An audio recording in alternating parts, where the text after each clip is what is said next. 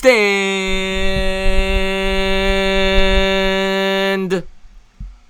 up, football fans. Wanted to start a new show. It's a little late tonight. Usually this will probably start around 10, but I had a lot of stuff I had to do today. But I wanted to start something new. About an hour and a half show going forward. Maybe 2 hours if I could start it earlier. Some NFC East talk. Football's getting underway. We got training camp coming up before you know it. Of course, I'll have Bad Dog on the channel tomorrow night for some New York Giants football. What is going on, everybody? Let's pop in. Let's say hello to everybody. What is going on? Look how beautiful this stadium. Are you kidding me? Are you kidding me? What's going on, Gritty City? What's going on, Sports Reaction? What's going on, Landon, Caesar Munoz, Cushman in the house, Tommy H, Caesar Munoz, Dog Tag, MH2 Tough. What's going on, my man? Thank you guys for being here. Really do appreciate it. Jack Pollock in the house, Cushman in the house. Thank you guys for being here. The movie critic, Cincy, Bengals fan. We are going to take calls. We're going to open up those lines very soon. I felt the need to start this up. I want to talk broad NFC East because I've been seeing a lot of YouTubers talk a lot of smack about my New York Giants. And don't get me wrong. The smack is justified. We won 8 games in our last 2 years, okay? But I'm not going to just sit there and take it. And I want to open up the lines. I want to talk about the NFC East. I want to talk about the Eagles. I want to talk about the Redskins. I want to talk about the Cowboys. And I want to talk about the New York Football Giants. Of course, I'm going to have the Giants show on tomorrow night. And I cannot wait for football to start. What's going on, Dog Tag? Thank you for popping in, my man. Eli Manning in the house. Scottzilla. Let's talk broads. What's going on, Angel Rodriguez? Thank you for popping in. Entertainer, get aggressive. Yo, entertainer, you. I appreciate that, Slick Nick. I appreciate that, Slick. No, I've been hearing a lot of nonsense coming from some of the other fan bases bashing the New York Giants. And I'm getting a little sick of it. You know, I think we got a chip on our shoulder. I think we got something. Oh, the movie critic, thank you so much for the super chat. I really do appreciate that. Can we do a hangout on the sports critic? Just me and you, entertainer. You got it, movie critic. You know. I always pop on your channel whenever I can. Thank you for that. What's going on, Mr. YTC? Thank you for popping in. We're gonna talk some NFC East football tonight. We're gonna open up the lines and hopefully get some Giant calls, some Redskin calls, Eagle calls, Cowboy calls. I want to talk football, and I'm glad that you guys came. I was worried nobody was gonna show up. But I'm optimistic going into here. I don't think my Giants are going to the playoffs. I don't want anybody to get that twisted. But I think they're going to be a lot better than people think. And I don't think the Eagles are going to run away with this division like you hear from Lord Brunson. I don't think the Cowboys are going to run away with this division. I think this division is going to be much tighter than people think. I think the Redskins are going to come out fighting too. People forget that the Washington Redskins last year were 6-2 before Alex Smith went down. They have a very strong defense. Don't count out the Redskins. Don't count on the Giants. I don't care that they've only won 8 games. This is a new team. Okay, second year into that defensive system. They're going to come out hungry. And yeah, they might fall on their face. They might win 5 or 6 games, but they're going to go down fighting. This team is young. They're hungry, and I think they're going to give it their best shot this year for the first time in a while. There's no distractions, and I'm excited for football to get underway. Training camp is just 2 weeks away, and I know the dire Giants fans are pumped up too. The Redskins had a great draft. What's going on, Steel58? Thank you for popping in, my man. Thank you for popping in, my man. Joe Lutz in the house. What's going on? Joe Lutz, one of my best subscribers, popping in, showing some love. Are you in every freaking year? And we're going to open up the phone lines in about 5 minutes. Every freaking year, we play the Cowboys in Dallas to start the year. Every year. Every year, and this year's no different. Why can't we play in New Jersey? Every year, we open up against the Cowboys, and it's always in Dallas. Whatever, it is what it is, but you always want to start off hot. You know, I think there's like a 30% chance you make the playoffs if you lose that first game. So you really want to start off hot. They're not doing us any favors going to Dallas to start the year. Now, I will say, outside of that game, our next 4 games are pretty winnable, right? We've got the Bills, we've got the Redskins at home, Vikings at home, and I can't remember the other team. Is it the Bucks? Are the Bucks early? I can't remember. Arizona, I know, is week 7. Of course, the Patriots, week 6. Not looking forward to that. Last game between Eli and Tom Brady. But that Dallas game is going to be so much. Those games are always fun. I will take fantasy football questions if you want. Actually, Steel58, I am going to start doing a fantasy football live as well. I'm planning on doing that. Some live mocks.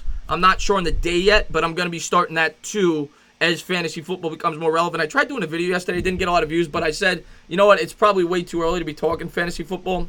I'll probably wait another week or two, and then I'll start doing a couple of live streams a week about fantasy football, because I really do want to have more fantasy content on my page this year. I'm a huge fantasy football fan. By the way, I saw Delano pop in the chat. I want to say hello to him.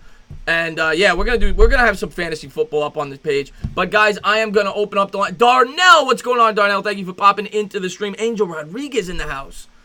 Oh God, thank you so much, Movie Critic. I meant this week like a schedule. Yeah, the Movie Critic, absolutely. We'll go over and if you haven't checked out the Sports Critic, your cousin, going over there and check that channel out. I will be on that channel at some point this week. I go on that channel all the time. Kendra is in. How are you, Kendra? How are you, Kendra? All right, let's open up the phone lines. 914-481. Let me. Oh, hold on one second, guys. I just realized I do this all the time. I do this all the freaking time. Now we should be good. Now we should be good. Maybe not. Maybe not. Hello. I'm not sure if they're gonna be able to hear you. Go ahead and talk. Yeah, Brandon. I don't know if they could hear you, guys. Why did this happen? Why did this happen? Hold on one second. Hold on one second. Hold on one second. I was playing with the OBS the other day, and I think I might figure it out. Hold on. Hold on.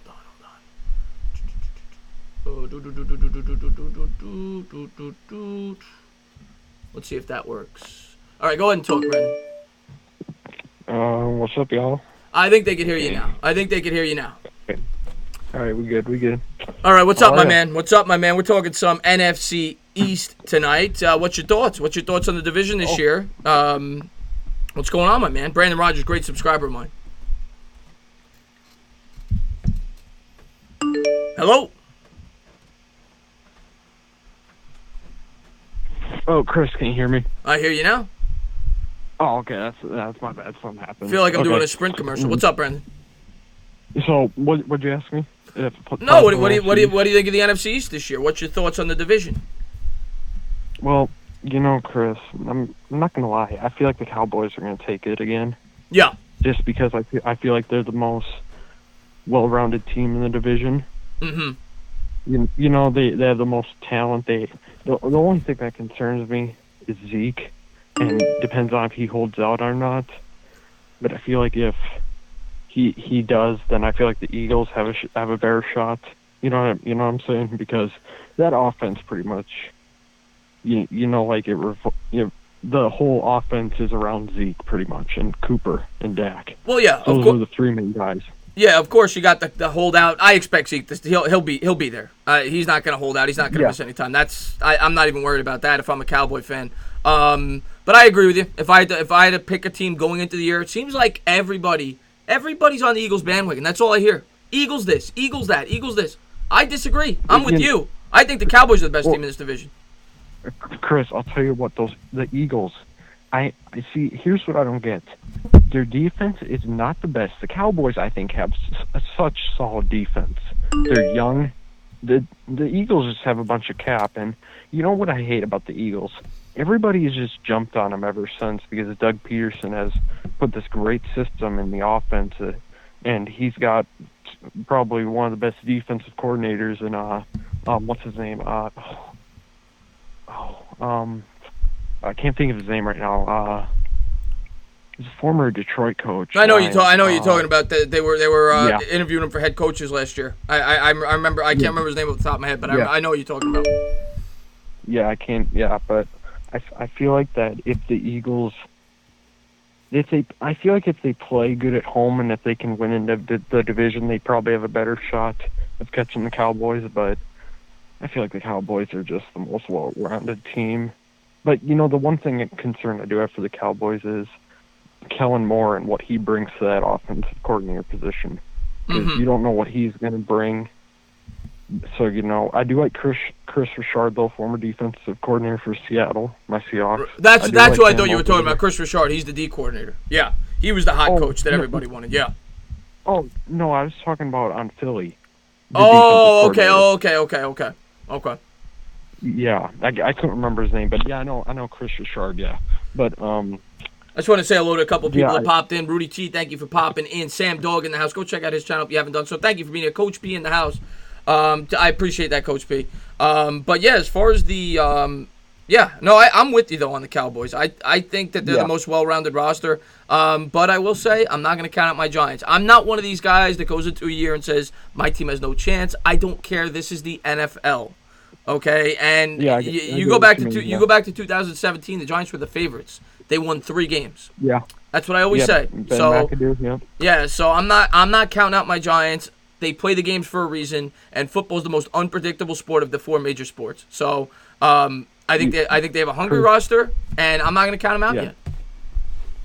I'll tell you what, though. If the Eagles can be consistent and they can win throughout if they can have a good win streak, I'd say if they ride momentum, I feel like they could actually take it, honestly. But I feel like the Cowboys, where they're at right now with the momentum they have coming from last season into this season, and Dak is playing for a contract, so is Zeke, I feel like they're going to play really good. And, Chris, I did want to talk about the NFC West with you, if that's all right.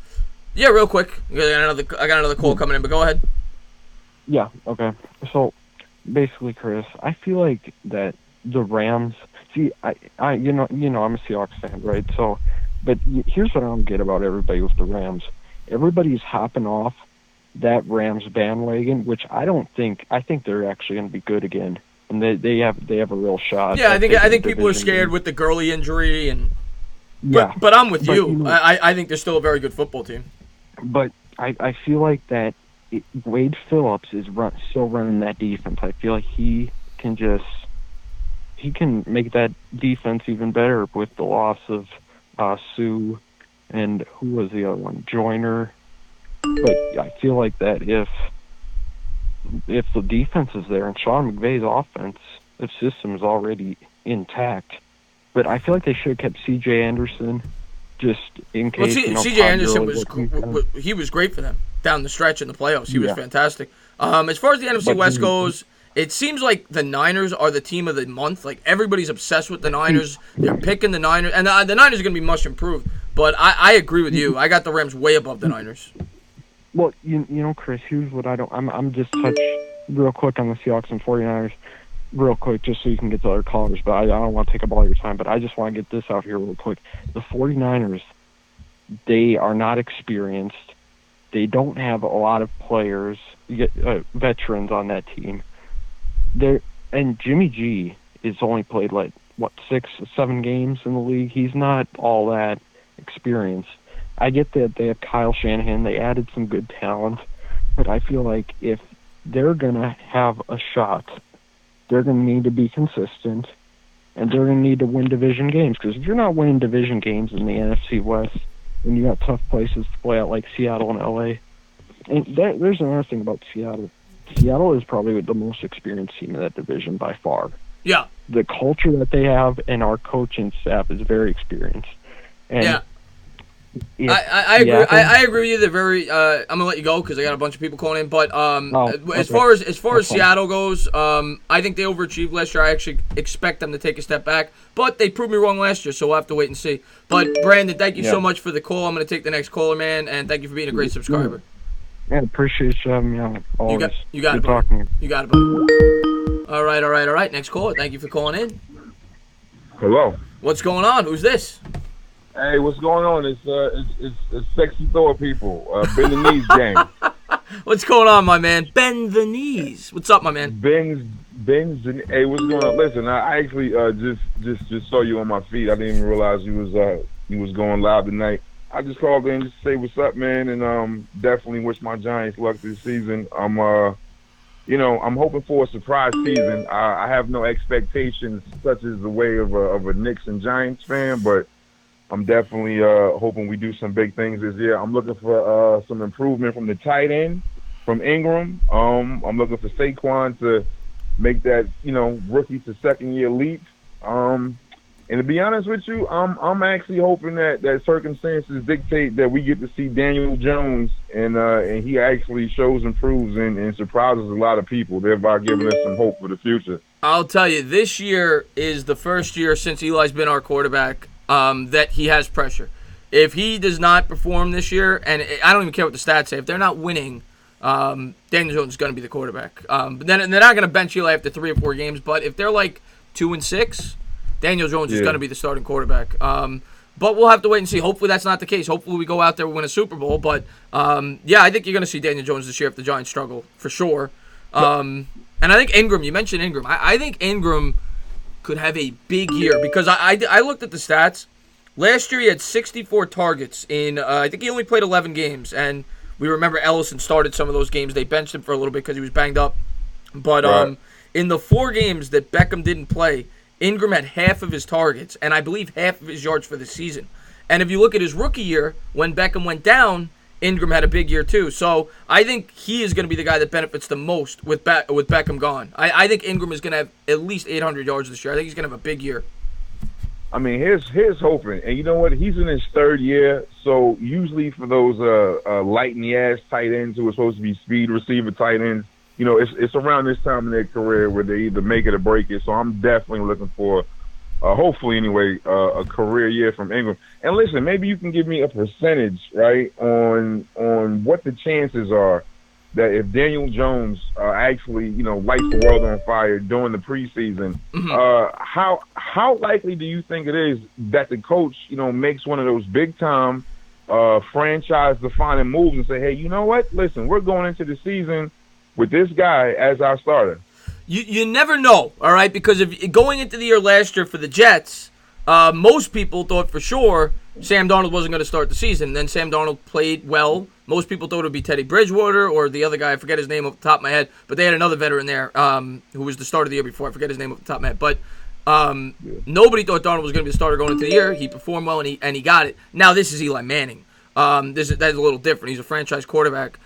I don't see it happening. The only way I see it happening, Eli Manning would have to look absolutely washed. I don't think it matters how Daniel Jones plays, but I will say this. If Daniel Jones looks really strong in preseason, there is going to be a lot of pressure if Eli does not play well early in the season by the fan base. Absolutely. So if say Daniel Jones lights it up, I don't think he's going to start no matter what. But if Eli plays really poorly that first game, and maybe the first two games, there's going to be a big push for Jones to start game 3. Yeah, and listen, the media is going to be all over it as well as diehard fans. And listen, one last thing, I know I'm a throwback Giants fan. I go all the way back to the Sean Williams and the Tito Wootons and the Rodney Hamptons and all of those Charlie Way, all Charles Way, absolutely, all the good stuff. Chris Callaway. I mean, we can go on and on and on. Right. My thing is, the way my father and my grandfather raised me is when you're building a football team, you build from the inside out, right? And you build from the trenches on back in either direction. And I got to tell you, man, more than anything else, more than seeing Ingram take a leap, more than seeing Saquon continue to progress, more than even seeing Daniel Jones show us anything in preseason or Eli showing us that he still has something up in the tank, I've got to see the trenches show me something that inspires me, entertainer. It has to happen, man. You and me both, man. We have not had an offensive line since like 2010.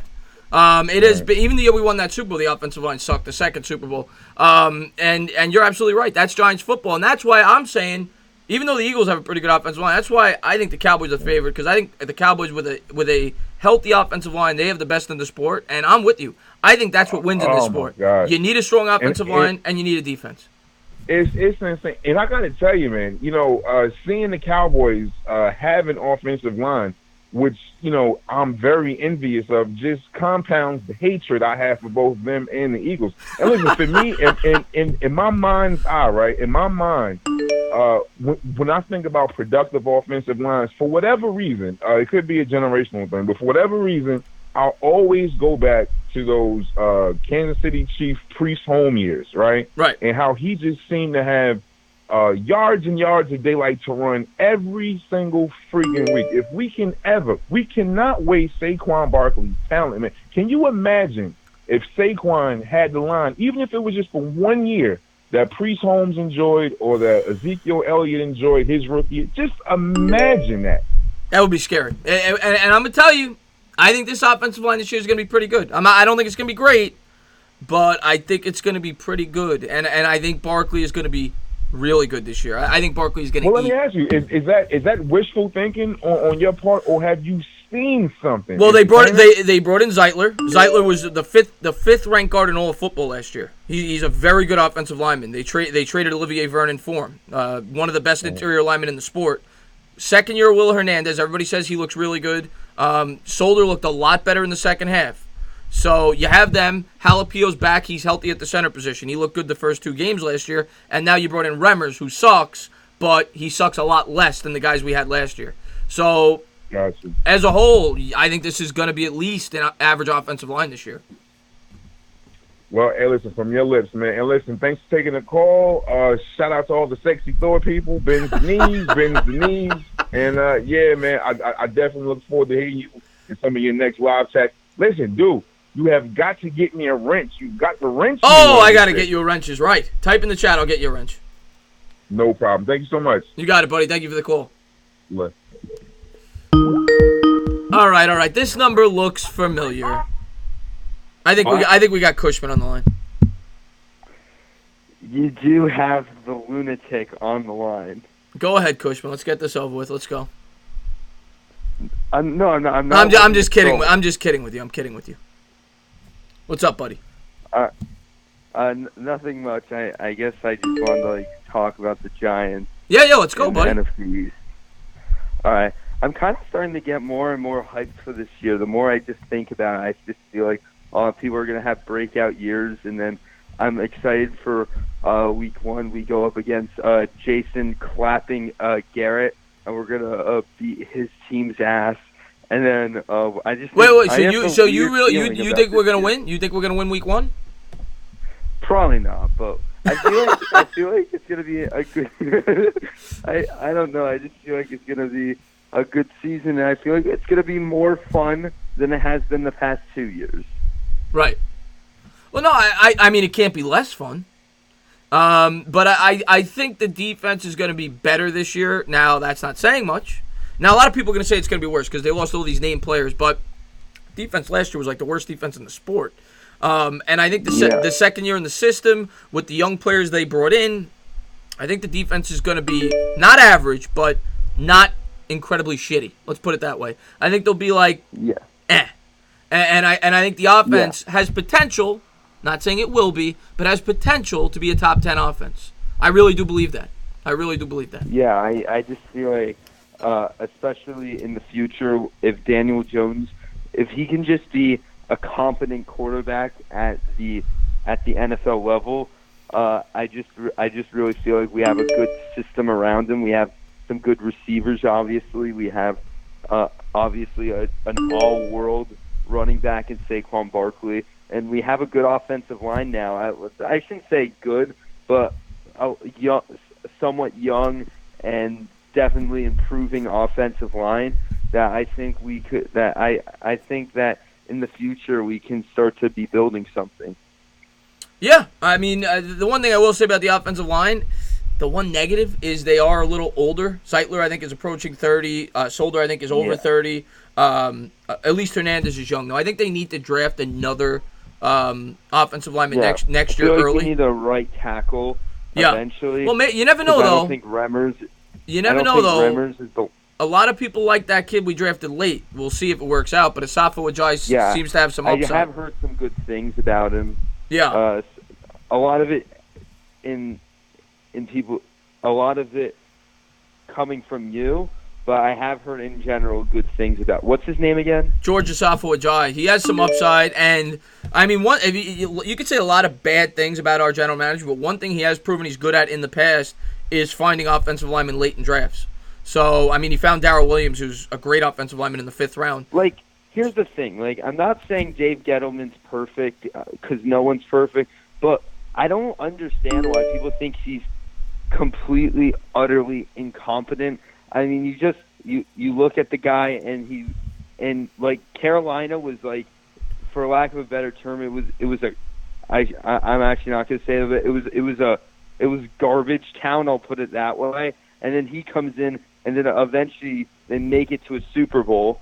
So, like, I just don't see why people think he's completely incompetent. Oh, I just want to get to the super chat. Thank you so much, Sports Critic. You've been incredibly generous. Thank you. He says, ask Cushman about the Phoenix Suns. And I'll let you get to that in a second. I don't know what that is. That's probably an inside joke. I literally mentioned it once, and now Amir just says "Oh, are you a Suns fan?" When I went on one rant about the Suns, and now Amir thinks I'm a Suns fan. Oh, okay. But as far as but you can still ask me about it if you want. No, sorry. I got thrown off though. We were talking about Dave Gettleman. I agree. I think Dave Gettleman has a plan. Now you may not agree with the plan, but I do think he has a plan, and I think as fans we have to at least let him attempt to carry out that plan. It was 7 years of bad drafts, and I can at least see what he's doing. Do I think it's going to work out? I don't know yet. But you see him improving the secondary. You see him improving the offensive line. You've seen him bring in some good interior linemen, be it Dexter Lawrence, P.J. Hill. So you've seen him fix where he wants to fix. He said that from the start. He wants to fix up at the line of scrimmage on both sides of the ball. And he's done that, or he's attempting to do that. He's drafted players early in drafts to try to fix those needs. So we got to see how it plays out. Now, I'll say this. If Daniel Jones is not a good quarterback, he's going to be fired. When he drafted Daniel Jones 6th overall, he put his job on the line. It's as simple as that. And that's what his job ultimately will come down to. Sorry. No, go ahead. One thing you have to respect from whether you think he's the most incompetent guy in the world or you think he's the greatest general manager of all time. I don't think either of those things. But one thing you have to respect from, I've never seen a general manager have that big of balls of steel. He doesn't care what people say about him. He does what he thinks is best, and whether you think that's wrong or right, it's well, no, I think it's he's not gonna listen to the media. Yeah, I think it's a testament to him, and I'm gonna let you go after this because I got people calling in. But I think that's a testament to him, and I think it's a testament to the New York Giants organization that they allow their general manager to have the freedom, because a lot of owners would have stepped in and they would have said, you can't trade Odell Beckham. This guy sells jerseys for us. You can't draft Saquon Barkley. We got to take Sam Darnold there. So I do think it's a sign of a good team. Whether or not you agree with those things or not, a general manager is put in place to make the moves that he thinks are right. And it's a good sign, in my opinion, that the owners that they allow him the freedom to do that, because not every team does that. But Cushman, I'm going to let you go, buddy. But thank you so much for the call. One last thing. Yeah, go ahead. I really hope we destroy Landon Collins this year. I really hope Evan Ingram goes on his ass and just beats him in every facet of everything. From your lips to God's ears, man. I can't wait for football to start, and that rivalry is definitely going to get going between with Haskins and Collins. Well, I can't wait. But I'm going to let you go, buddy. I got 2 people calling in. All right. Thank you, Cushman. All right. Next call. And Joe Lutz. What's going on, Joe Lutz, you cannoli-eating son of a gun? What's going on? You're on live. Thank you for calling in. Well. Who do we got here? Well. This is the Sports Critic. Oh, well. Critic as well. If it isn't Amir, he's calling in to talk some NFC East football tonight. What is going on, Amir?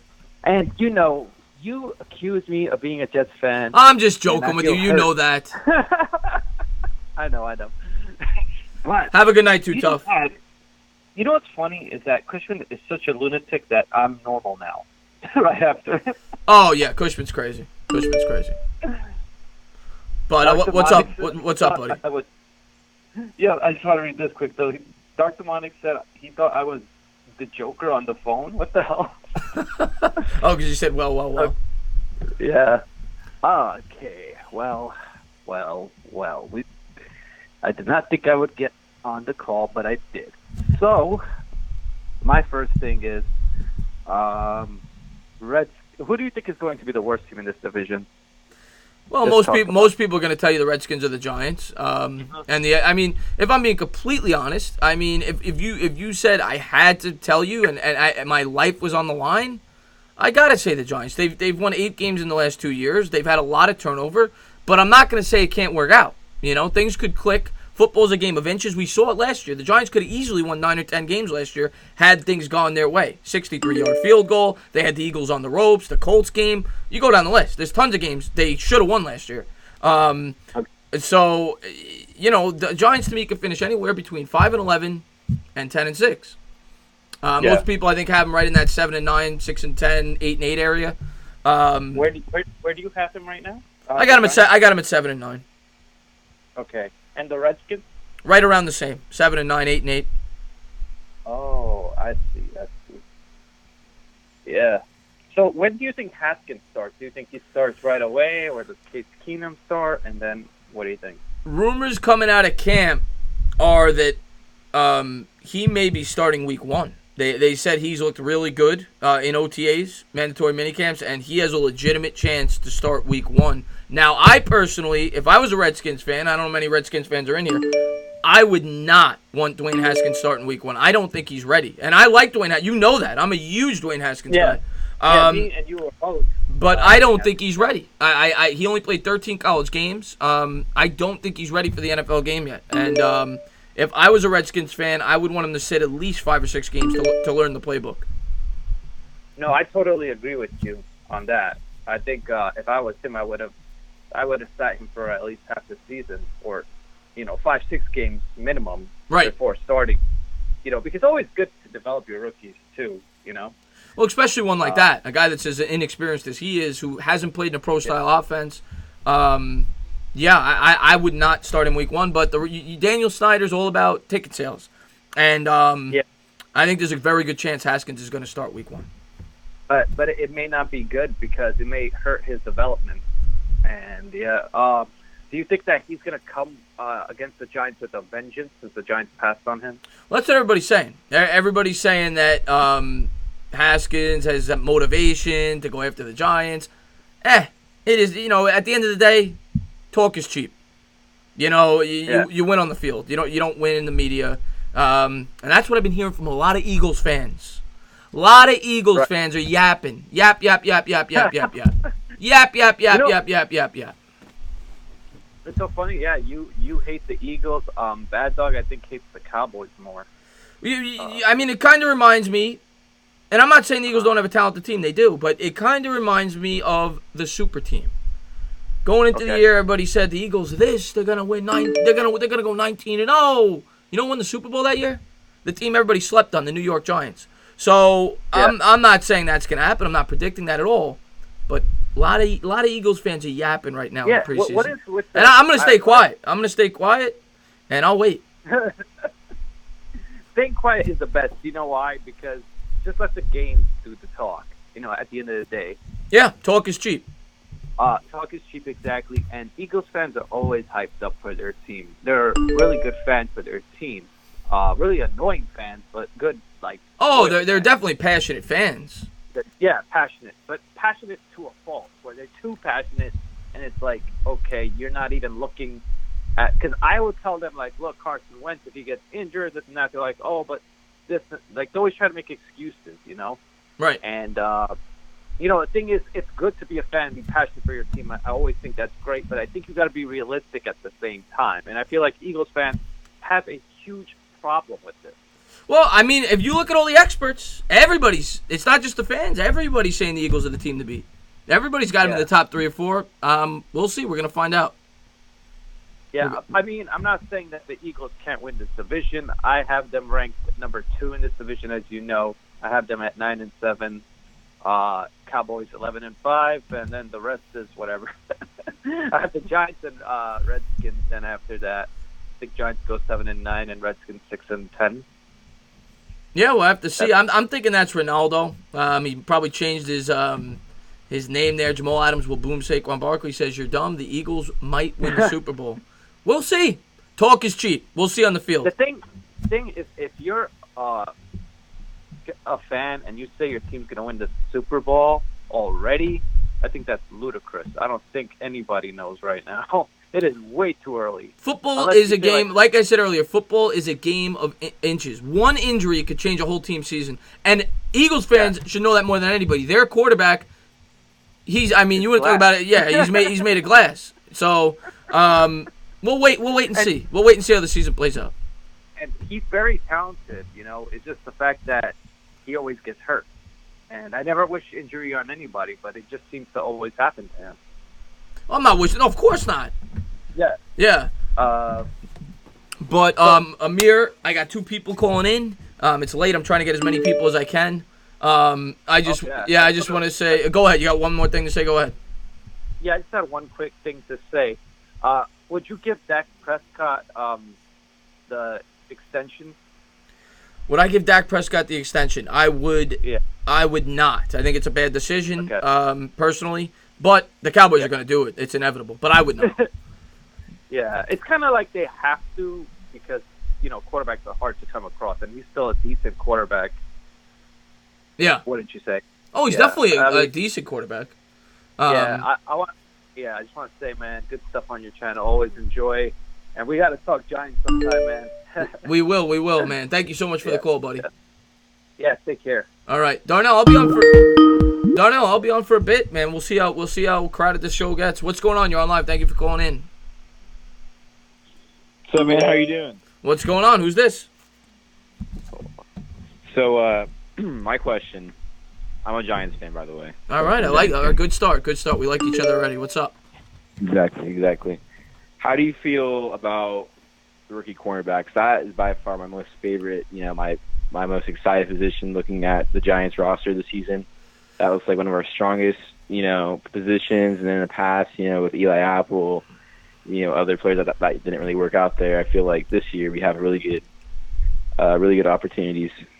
Oh God, yeah, I'm with you on that. I mean, this secondary, we have not had a good secondary in a very long time, and no, I'm not going to say it's good yet. They have to perform, but DeAndre Baker was my favorite corner in the draft. I said that before the draft started.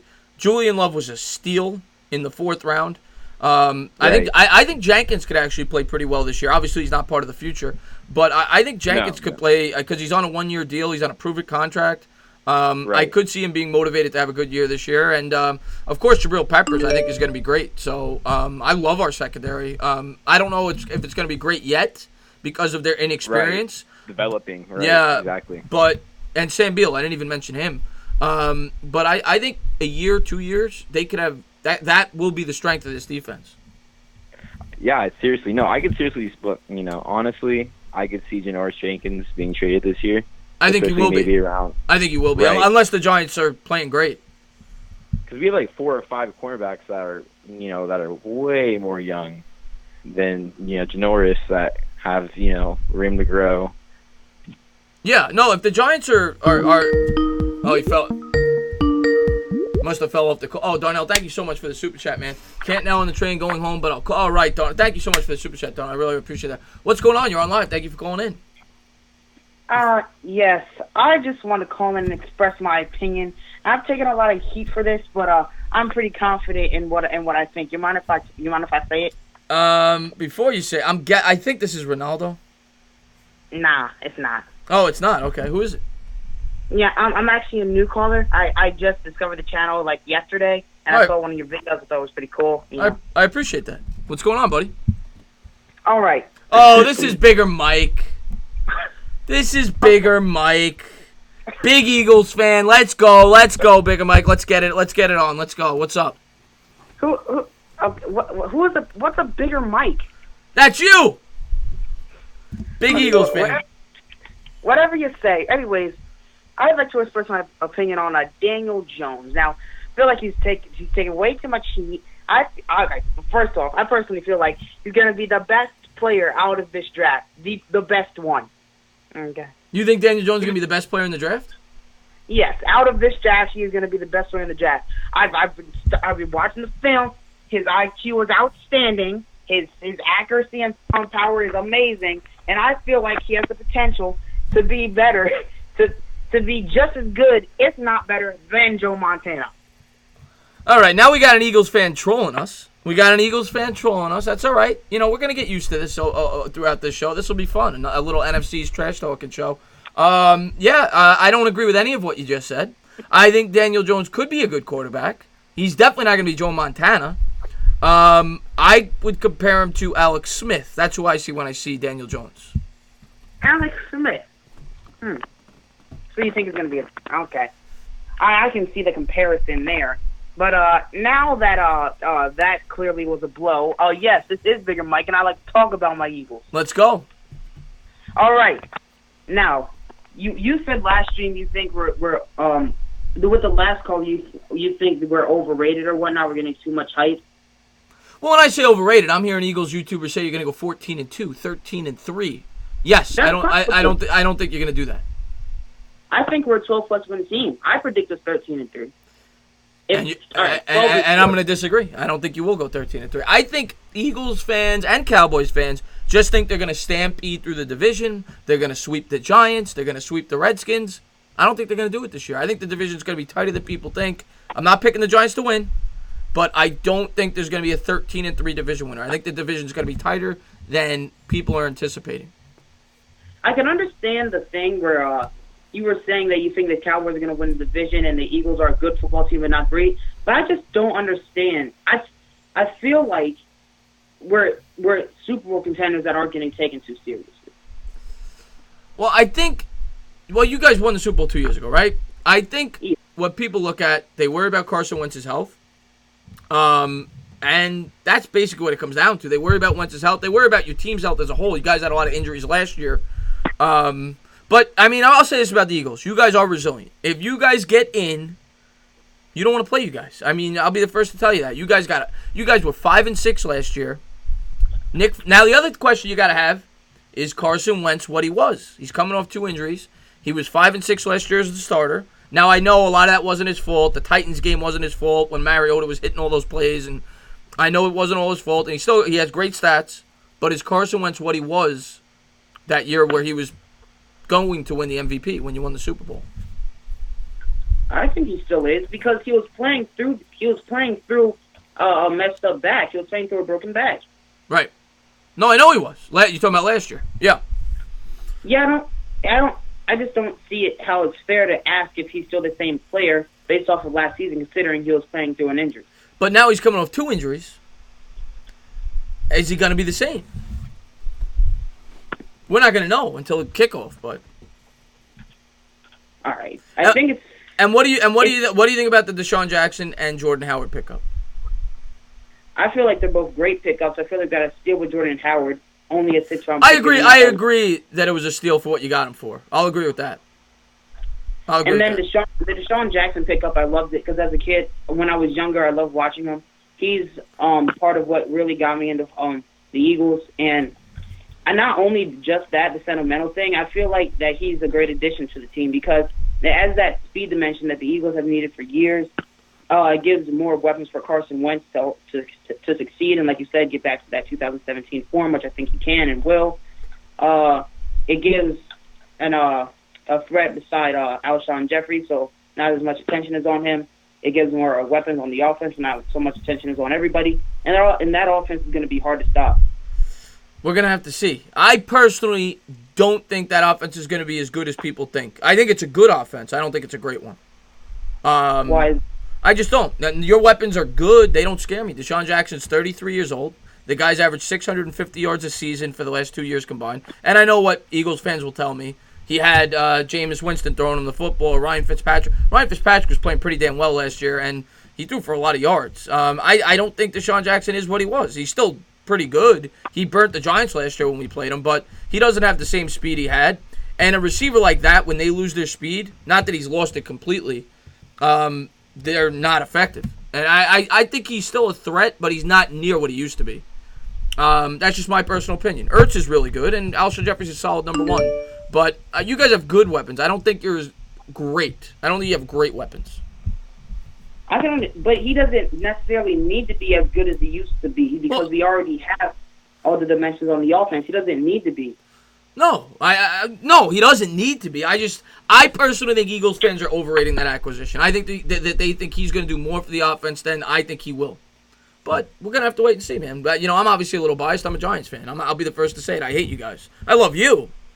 But I hate the Giants. But, all right, I don't like the Giants, but I hate the Cowboys a lot more. I think I dislike the Cowboys more than I dislike Satan, but that's another subject. Now, what was I going to say? Oh, yeah, I just don't see how you can't be taken seriously as Super Bowl contenders when you have a top 5 coach potential to be one of the best offenses in the league, a top 5 quarterback when healthy. I mean, And Mike, I'm going to let you go after this because I got somebody calling in, but I think you are being taken seriously as Super Bowl contenders. Everywhere you look, you guys are in the top 3. ESPN, you're third or people fourth. I'm talking to. What? People I'm talking to, I was going 9-7, 10-6. PFF has you ranked, what, 3rd or 4th? You guys are, most people are saying you guys are one of the top 4 or 5 teams in the sport.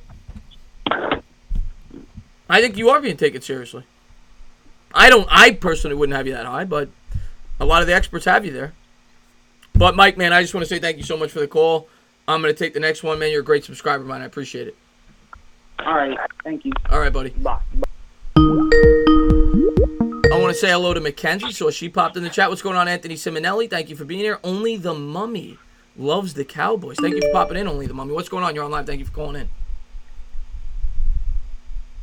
Hello? Hello? Hey, what's going on? Who's this?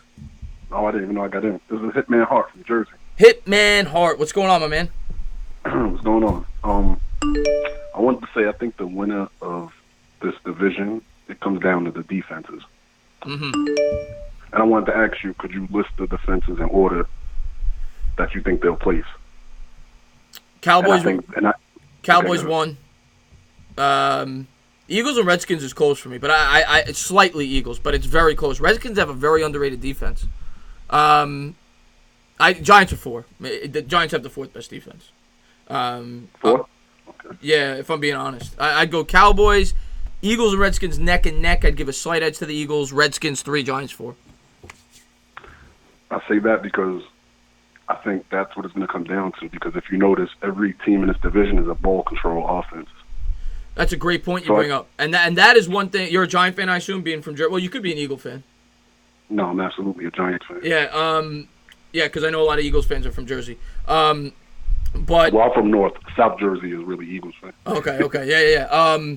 The one thing I'll say about the Giants that I really am encouraged by is I think they finally are going to have an identity this year, and they're going to be exactly what you just said. They are going to be a ball control offense, which I think is the way you win in this game. And they haven't been a ball control offense for a really long time, and I think that is what they've morphed this team into.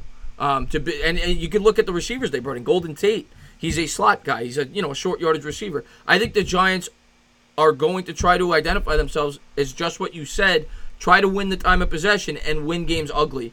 And yeah, I think they could. Is it fair to say that, because we know Betcher, the defensive coordinator, hasn't been able to really play his full scheme because he had players that didn't know it, and he had terrible players out there. So we're going to find, like you said, we're going to find that out. But yeah, this is all based on right now. Is it impossible that the Giants' defense is better than people think? Absolutely, because of what you just said. Having the familiarity year 1 to 2, they've been able to bring in players that they think fit the system better. A guy like a Jabril Peppers, Marcus Golden, they've been able to bring in those guys. Lorenzo Carter year 2. So yeah, it's definitely possible the Giants' defense could exceed expectations. And the same for the offense. The second year in the Pat Shurmur system. So maybe they feel Golden Tate fits it better. They'll be able to spread the ball around, better offensive line. There's definitely reasons to be somewhat encouraged about this team this year. So you'll be happy with them just looking competitive for this year? I want them to make the playoffs every year. But, if I'm being honest, we've won 8 games in the last 2 years. We got to look ourselves in the mirror and say, Rome wasn't built in a day. And if they could win 7 games and I'll tell you what, man, they were competitive last year. I know their record says they were at the end to me. I know their record says that was still the Bears' starting defense to me. Yeah, they should have went 7-1 the last 8 games. I know they went 4-4, but that Colts game they absolutely should have won. The Eagles game they should have won. They stopped running the ball, and the Cowboys game they should have won. They should have won. Right. They at worst 6-2. They probably should have won 7-1 their last 8 games. My last point is that it can change by like mid-season too, because if 2 things happen: if Evan Ingram turns elite, and if that receiver that we drafted out of Auburn is really the deep threat that they're thinking he is, that offense could change overnight. It could. It definitely could. That's a variable that's very different. If Evan Ingram stays healthy and plays like he's supposed to, and that receiver is really that intermediate to deep person that he's been showing in camp, then I think the offense could take on a different identity, something similar to 2011. I love your optimism. To me, the offense is going to start and end obviously with Barkley and the improved offensive line. Because if Barkley's effective, that sets up everything else. We saw how effective the play-action pass was last year once the running game got going. I disagree with you there. I think it comes down to Eli being comfortable. Well, yeah, but that I get what you're saying there. But for Eli to be comfortable, you need a strong offensive line and a running game, right? In my opinion. Right. You know, so I agree with you. He needs to be comfortable. But and you know he's happiest with a tight end. Those Super Bowls he had tight ends he liked and could depend on. I noticed that about him. Oh, I'll tell you, Eli. You look at all the tight ends that had great years under Eli. I mean, you go down the list: Jake Ballard, Kevin Bosch, Jeremy Shockey. He made great years out of some of those tight ends. They got a lot of money off of Eli. Absolutely. Yeah. All right, I ain't gonna hold you. I know it's late. No, man. Thank you so much for the call. Thank you for being a great subscriber, buddy. No problem. All right. Next call, you're on live. Thank you for calling in. Anthony Marchuka is in. I love that guy. What's going on, Anthony? How you doing? But yeah, we're doing a little late night calling show. We're gonna start this show up. Guess he dropped out. What's going on? You're on live. Thank you for calling in. Thanks for taking the call. It's the Brennator. What's going on, buddy? How you doing? I'm doing good. How about you? I'm doing good, man. I'm doing good. Just talking some NFC East football, buddy. Yeah. So, I know this is basketball, but I wanted to ask this question. Do you think that the Knicks can sneak into an 8th seed this season? It's a football show, but I'll answer it real quick. I do. I'm not going to pick it, but I do think they could. I do like what they did this offseason in free agency after they missed out on the players they did. Yeah, I definitely think they do. The East is very weak. I think they could. And I think they'll be in competition regardless. The over-under for the Knicks this year is 27.5 in terms of wins. I think they're going to surpass that. I think they'll win at least 33, 34 games. I'll say at least 31, 32. Yeah. And then for the Giants, I don't watch a whole lot of football, but I know the Giants are like okay. How do you think they'll do this season, like record-wise?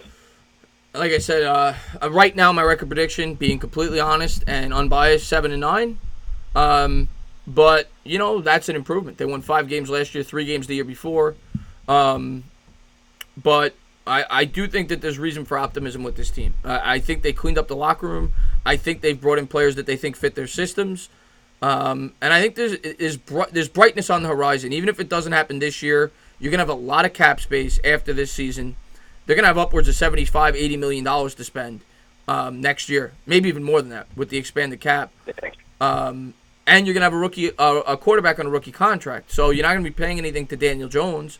You're not going to be paying anything to Saquon Barkley because he's still on his rookie contract. So you're going to be able to fill in the holes you need to fill. Plus, if they're poor this year, you're going to be drafting early again.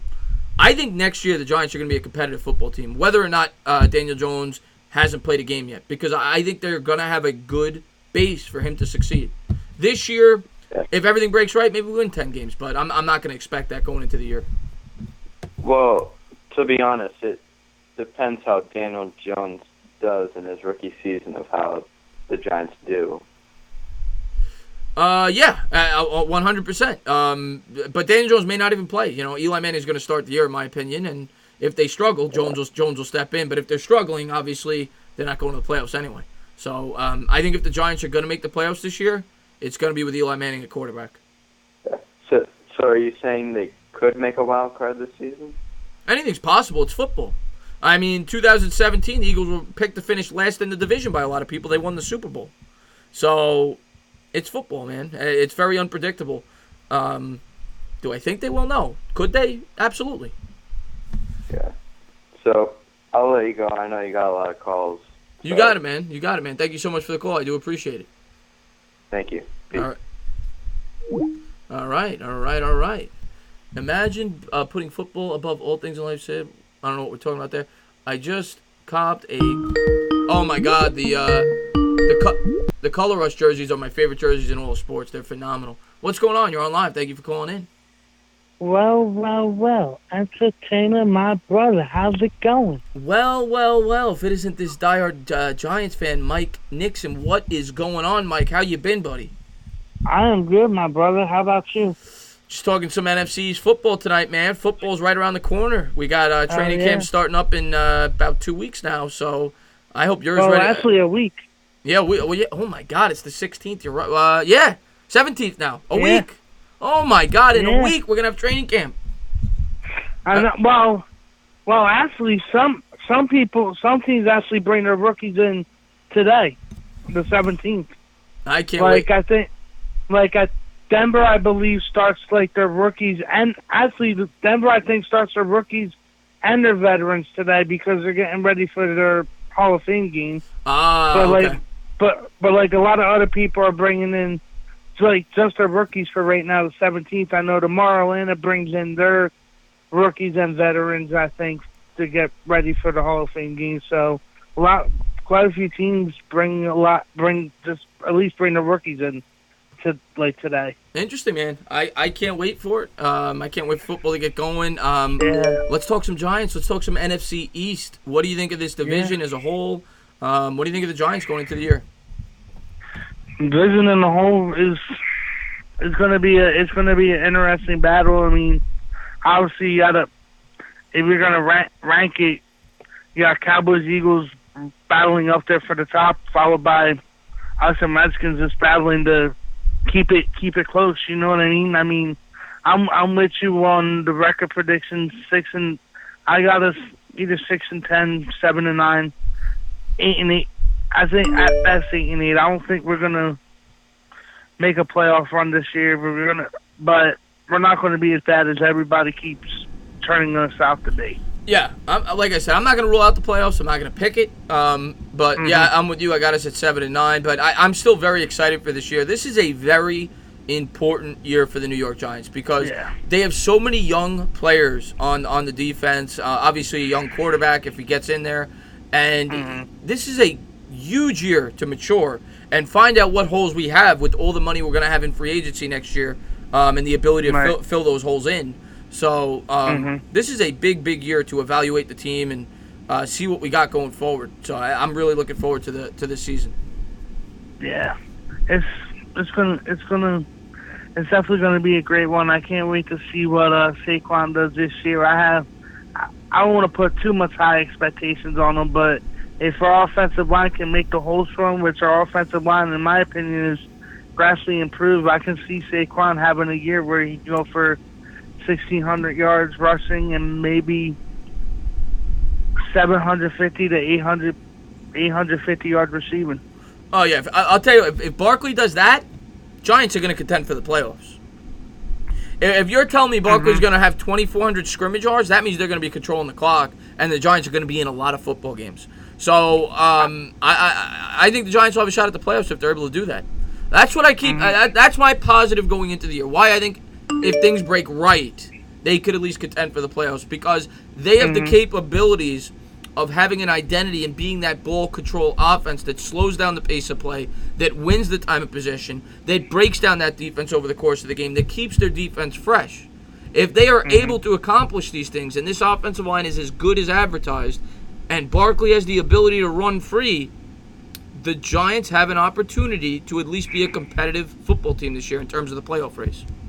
And not only that, I think truthfully we could have 1 or 2 1,000-yard receivers, one possibly being Ingram and the other being either like Steppert or even Golden Tate could come up there and possibly contend to have a 1,000-yard year. So I think Golden Tate is going to have 1,000 yards, and I think Shepard's going to have 1,000 yards. Ingram will probably be close.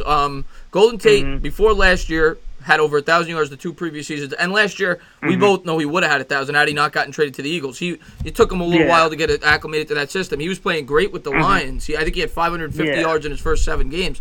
So Golden Tate, I think, will have 1,000 yards. I think Shepard will have 1,000 yards. I think Shepard could have a big year. Ingram, I don't know about 1,000, but I think he's going to have a very productive year. And I'm looking forward to seeing them. It showed with Ingram. It showed with Ingram last year, like when Odell went down and hurt, he drastically saw that improvement that he can play better without Odell being there. Yeah, which was a lot of it because obviously you got your number 1 receiver. Obviously Eli's going to try to go to him as much as possible.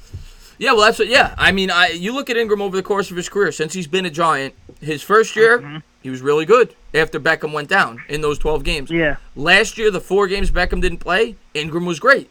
So Yeah. I kind of get where you're going there. I think Ingram has the potential to benefit the most out of all the targets this year.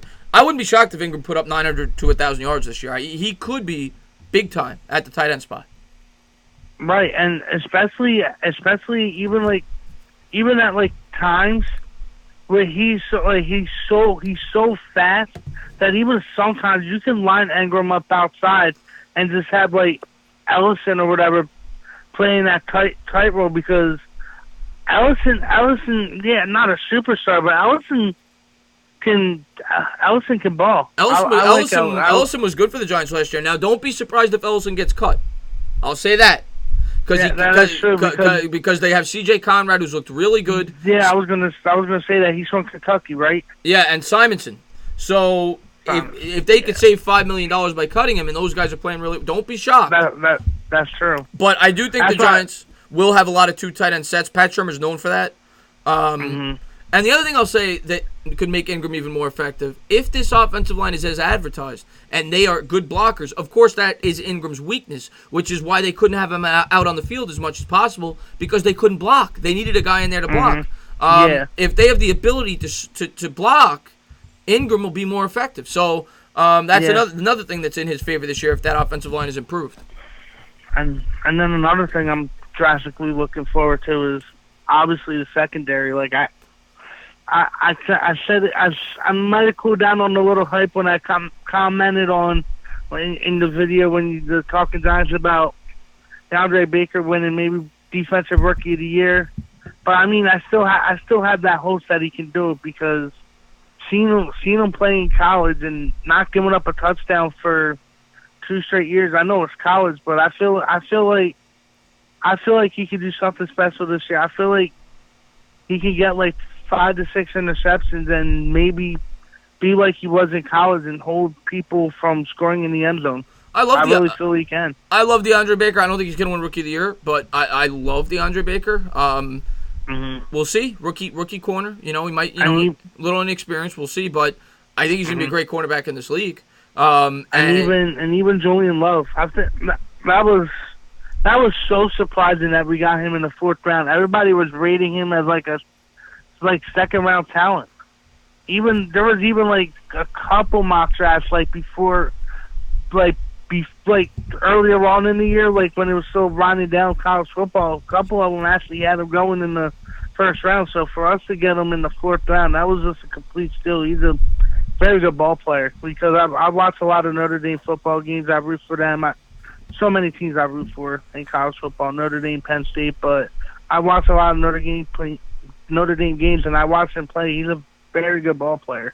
Oh, it was a great pick. I just want to say good. I hopefully he's still in here. I want to say good night to Anthony Marchuka. Thank you for being here, buddy. No, I completely agree with you. To get him in the 4th round was an absolute steal. I completely agree with you on Julian Love. And I think he's going to start at the slot corner. I think he's going to be in a battle, but I think he'll win it. And I'm looking forward to watching him play as well. But, Mike, I'm going to let you go because it's late. I want to try to get a couple more people on. But thank you so much for being a great subscriber and great call, buddy. No problem, my brother. Keep up the great work with your content. I can't wait to hopefully watch your next game film, man. That was so entertaining. You're the entertainer of the entertaining film scouting. Yeah, I think I'm going to do a DeAndre Baker one next. Great. I can't wait, brother. Keep it up, man. All right, have a good one. All right, next call. You're on the line. Thank you for calling in. Hello, Chris. How are you, pal? Well. It's been a little while. Love this guy. Mark Israel, big Jets fan on the line. What's going on, buddy? Yeah, I haven't spoken to you in about a month or so. But first of all, seeing how I haven't spoken to you, I wanted to congratulate you on becoming part of the Sports Fury organization. That's going to be a lot of fun. I'm looking forward to that. Yep. Thank you. But, yeah, no, absolutely. But on that topic, I also have a bone to pick with you. Uh-oh. All right, let's hear it. And that is I don't understand. Well, maybe it's not so much a bone to pick with you. Maybe it's a bone to pick with Sports Fury. I want to know why Bobby Woodruff wasn't picked for that third seat. I want to know what makes you better than Bobby Woodruff. You know what? I'll tell you, man. Wait, Chris. Yeah, go In on. other words, I want to know who you had to sleep with to get that spot. I had to sleep with somebody, but that's going to remain nameless. But as far I thought the same thing as you. I thought for sure Bobby Woodruff was going to have a seat on the Sports Fury. He didn't quite make the cut. Didn't quite make it. Yeah, well, it's a goddamn disgrace. He is extremely entertaining, and unfortunately, he's not here tonight. He's usually in the chat. It's probably too late for him. Yeah, look, I even heard he was ready to quit his new nursing home job. That's how interested he was in this, and I guess Woodruff got Woodruff. That's all there is to it. But no, anyway, all joking aside, congratulations, and Texas is a great place. You're gonna love moving there. Yeah, I'm looking forward to it. Yeah, it's really it could be a lot of fun. I'm sure you're gonna have a great time. I appreciate it, buddy. You ready for some football?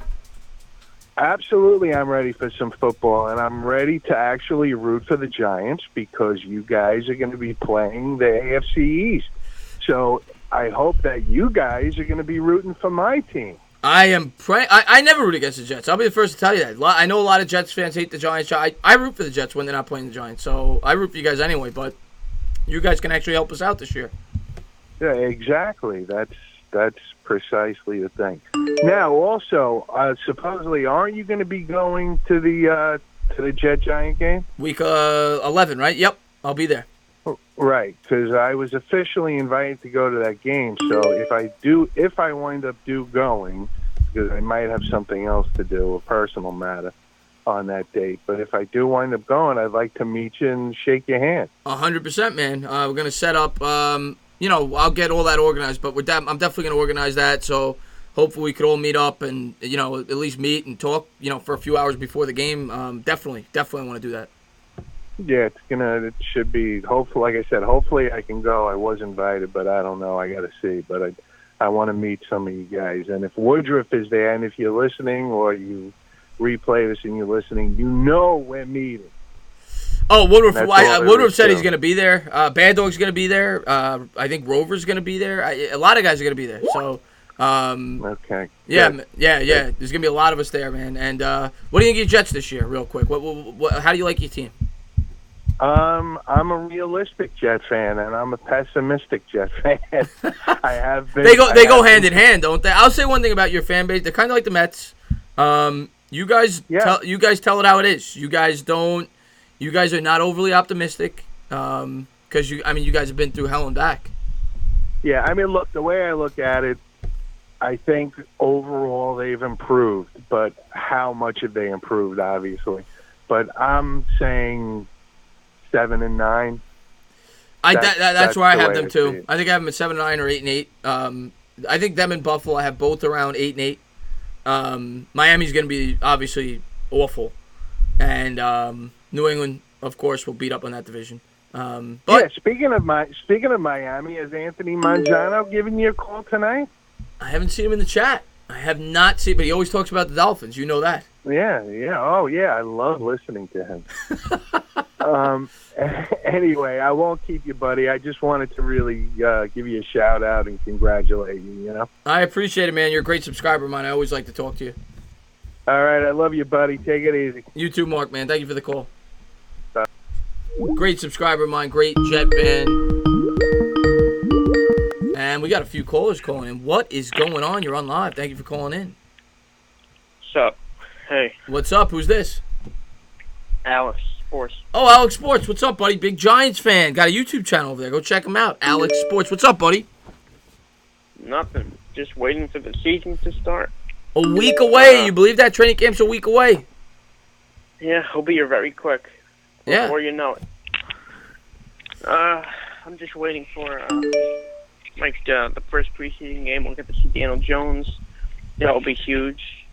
That'll be fun to watch. Oh, it's gonna be a blast. gonna be a blast. Oh man. I'm really looking forward to preseason this year because for that exact. I mean, last year we were looking forward to Barkley. They didn't really play Barkley that much because Barkley was, of course, going to be in the starting lineup. Daniel Jones probably won't be, so you're going to see a good amount of Daniel Jones in the preseason. Yeah. You know, so Yeah. that'll be wanna who I have see Daniel Jones. who I have my eyes on for sure. Yeah, I want to see Daniel Jones throughout. I want to see DeAndre Baker. I'm excited to see these guys. I'm excited for that. I want to see these good players. Oh yeah, all the rookies, Dexter Lawrence, the young pass rushers, of course. Yeah. The offensive line, I'm actually really excited to see. Oh yeah, I'm excited. We really did an overload on that this offseason. I'm happy to see the finished product here. I mean, hopefully it does well. I mean, we might have to drop Remmers. I mean, he might not be the long-term right guard. Is that what he is? Who, Remmers? Yeah. Remmers right tackle. Zeitler's the right guard. But you said finished product. I don't think it's a finished product yet. I think it's an improved product. I think they need to still add at least one big-time offensive lineman, whether it be free agency or the draft next year. But it's definitely an improved product. I'll say that. Yeah. Yeah. You know. Anyway, if I wanted to rank, switching topic here. Mm-hmm. I heard a lot of people are ranking the teams in the NFC East. Right. I still have Dallas at first. So do I. 10-6. 10-6. At tops. Really? So you think it's going to be a tight division? Yeah. Mm-hmm. Yeah. I think the Redskins and Giants will be around maybe 8 to 7 wins. Mm-hmm. Redskins can get 9 if they're lucky. Man. I don't disagree with you. I think a lot of people overlooking the Redskins. Of course, it's going to come down to quarterback play, whether it be Keenum or Haskins. But the Redskins do have a good football team. They last year they proved it. They were 6-2. Yeah, they do. People forget. I mean, they were good for a good portion of last season until Smith went down. They had a great defense, and the running game was great last year. I think they'll start Haskins, honestly. That's what it sounds like. Sounds like. I don't think he'll do a whipping on the Giants. Shut up. Screw him. Yeah. We'll beat him. I hope so. We'll beat him. We got him. What week? We always split with the Redskins anyway. So I'm hoping Haskins starts the year. Not because I think Haskins is going to be good, but I don't think he's going to be good right away. And the Giants played the Redskins early in the year. I think they'd have a better chance if Haskins was in at quarterback to start the year. In my personal opinion. Yeah. I think later in the year Haskins will be better than Keenum, but early in the year I don't think he's going to be ready. Yeah. And I think the Eagles can be 9-7 tops. I don't think 9-7 tops, or 10-6. Okay. Or 10-6, but that has to be a good Carson Wentz, like we saw in 2017. But he's still recovering. He's gotten beaten up the last couple seasons. I mean, I would like to see Carson Wentz play well. I don't like to see him injured. Well, you never want to root for injuries. Yeah, no one does. I mean, yeah. I think if he's healthy, the Eagles get a great chance. Yeah. No, I mean, the Eagles, Absolutely. a lot of it is going to come down to health for sure. They definitely have a talented roster, both sides of the ball in terms of the offensive and defensive line. The weapons they added, I mean, we're all going to see how it plays out very, very soon. Absolutely. But I'm going to let you go, Alex, because I got somebody calling in. But I just want to say thank you so much for the call. Fine. No, nothing No to problem. apologize about, buddy. Thank you for being a great sub, man. Oh, yeah, no problem. See you, man. All right, my man. Have a good one. All right, next call. You're on live. Thank you for calling in. Entertainer, what's good, brother? What is going on? Who is this? It's Rudy T. Rudy T. What's up, Rudy T? Not much, my man. Not much. How's Arizona treating you? Oh, it's lovely out here, man. The weather's beautiful. The women are beautiful. It's great. It's a great life out here. That's a great Cost of living's combination. cheap. You're gonna love moving to Texas because it's not much different over there. Yeah. A little bit humid, but I hear the women in Texas are pretty good looking, so that should be. Oh my goodness! Yeah, I'm probably going to be flying out there for a couple of Giants Cowboys games. Actually, I don't know how far you're going to be from the stadium, but pretty close. Okay, good, because I got a couple of Dallas fans out there that I'm actually friends with, so I'm going to be going to games with them. Oh, that's awesome, man! That's awesome, man. You ready for some football, man? We're a week away from training camp, Rudy. Yeah, I know, and I'm looking forward to a lot of the content you probably got coming out, or that you'll be able to have out when it starts. A lot of training camp content's coming out every day. So just like I did with the OTAs, and gonna have that. I'm gonna have the film reviews. I'm gonna be doing more of those. So I'm looking forward to putting out a lot more Giant content. Yeah, my man. Yeah, I'm starting to feel like a scared dad right now. The football season's about to start, because now I don't want any of my players to get hurt during the off season. You know what I mean? And I'm like really nervous. There's gonna be some kind of freak injury on the field from a very big position somewhere. And well, that's the key to preseason. Just get through it healthy. Staying healthy. Yeah. Yep. Good. No news is good news. Of course, the Redskins already had a big injury to that middle linebacker, Foster, I think it was. Yeah. Oh, you see, perfect example. Yeah. Yeah. But the Giants, so far, knock on wood, everybody's shown up. There's been no distractions, no injuries. So far, it's been crystal clear. So it's been a good offseason so far. I'll tell you what's looking really healthy on the Giants is the culture, 100%. The locker room, and the mentality of the players that we have. And we seem like we're going back to that very intelligent, class act type locker room where we have attitudes in check. And we're showing up for business and business only, Oh, absolutely, man. With I've said in the past, they've brought in some really sound veterans, whether it be Antoine Bethea, whether it be Golden Tate, and they've really cleaned up the locker room culture. And the young kids, and it's good. They have a really good mix of veterans and young players, whether it be the quarterback position with Eli and Jones, all around the roster. You look, they've got young cornerback, all the young corners, but they still have Janoris. They've got veterans to mentor these guys, and that's important. That's going to go a long way. Hey, question too, because nobody's really even mentioning our special teams. What do you think about our special teams this year? I mean, obviously we got Rosas. He's going to be very clutch this year if we could just move the ball inside a reasonable range. But outside of that, what do you think about our special teams? Anything popping out to you? That's a great question. Rosas last year, of course, 31-32, made the Pro Bowl. But the return game last year, Corey Coleman was great in the second half. But from what I've heard, Jabril Peppers is probably going to be the return guy, and he's a very good return guy. So that should be a big plus for us, hopefully, in terms of the return game. So, but Rosas, of course, he's A+, and Coleman was great that second half. So I'm surprised they're not. I mean, maybe he will still be in contention, but from what I read, Peppers is going to be returning kicks. Yeah. Well, we'll see how that goes too. I wouldn't doubt by a few weeks in they'll be switching off.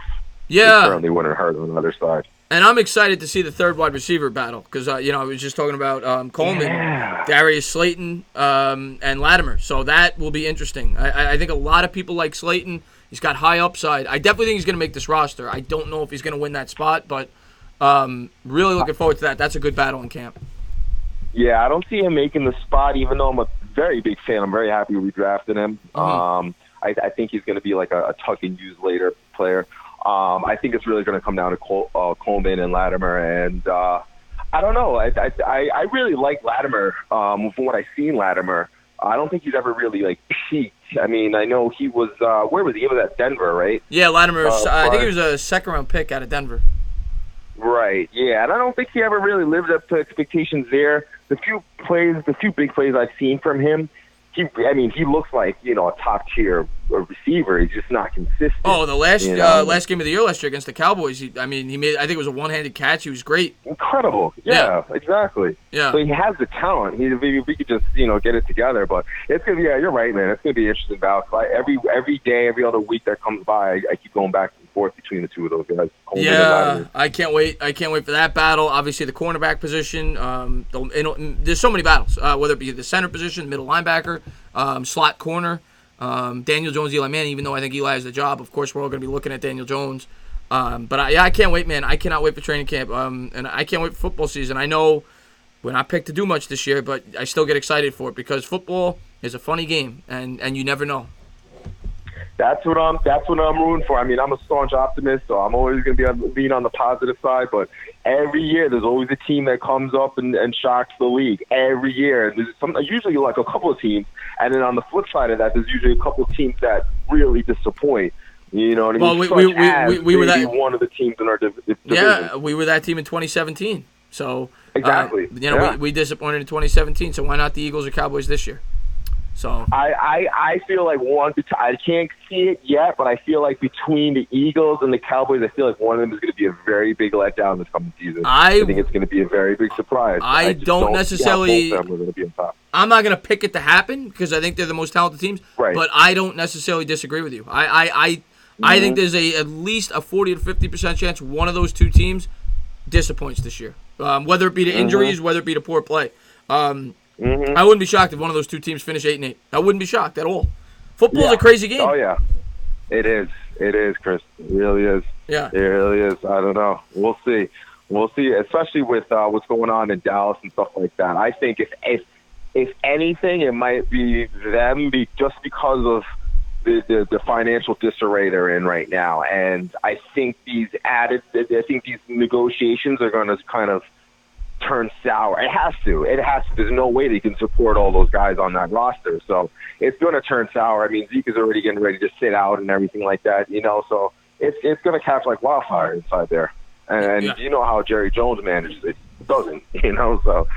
I can't wait, man. I cannot wait for football. I'm thinking now of the Cowboys versus Giants week 1, and that's got my blood boiling because you and I both know if the Giants ever won that game in Dallas. Oh, my God. We're going to start thinking playoffs right away after week 1. Exactly. Exactly. That's it.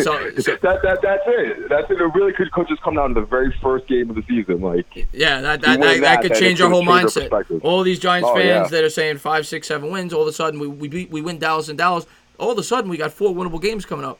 Now people are going to be like, maybe we start 4-1. We get off to a good start. We start getting chemistry. So you win that first game, that changes the whole perspective of the season.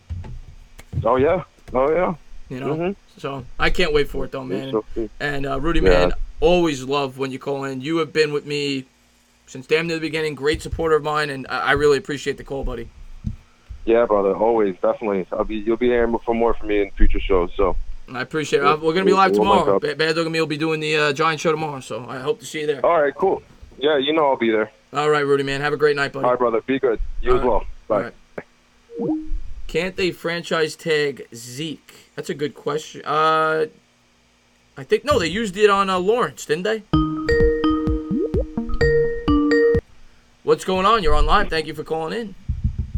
Oh snap! I made it right in this time. You did. Is this King Envy? You already know. What's going on, my man? How you doing, buddy? I'm doing all right. Just left the hospital. Sorry I missed your last couple things. I've been going through some stuff with my mom. Oh, I hope everything's okay there. I hope everything's all right. Yeah, well, she just got. I'm just leaving the hospital now. I was listening to this one while I was there. But what's the kid, Mr. Mike or whatever? He's delirious. Here's what I gotta say. I think Daniel Jones is gonna be way better than Carson Wentz. Oh, I really do. I hope so, man. I love the optimism. I'll say that. I know we say this, but man, I was sitting there before we're watching. Even though you commented on it because I said this is the first game I watched after we got Daniel Jones, man. Right. The way he played that game, whatever, win or lose, okay, whatever. But Clemson was and we got one of those Clemson boys that was doing some damage, but. I don't know. He's got I have feelings about when my feelings come how he's thinking about his team when it comes to Eli. I'm like, man, I'm really more hoping. I'm hoping we go 10-6, 11-5 with Eli. I want him to go out with a bang, and that's my emotions talking. But when it comes to Daniel Jones. I really think we might have something. I really do think after we got over our emotions about it, I think they made the right choice, man. I do think he's going to be better than Daniel Haskins, man, or maybe just as good. Who knows? Listen, think man. One thing you see clearly from that film, and it's not just that game; it's a lot of games. He is not scared to get hit. He stands in the pocket. He does not get scared in the pocket, which is a very important attribute for a quarterback. He's got guts. I'll say that about Daniel Jones, and that's that's one thing I like. He stands up and makes him throw. And everybody that says he can't throw, he really can. Maybe he can't do those wow and powers, but he also didn't have the team around him.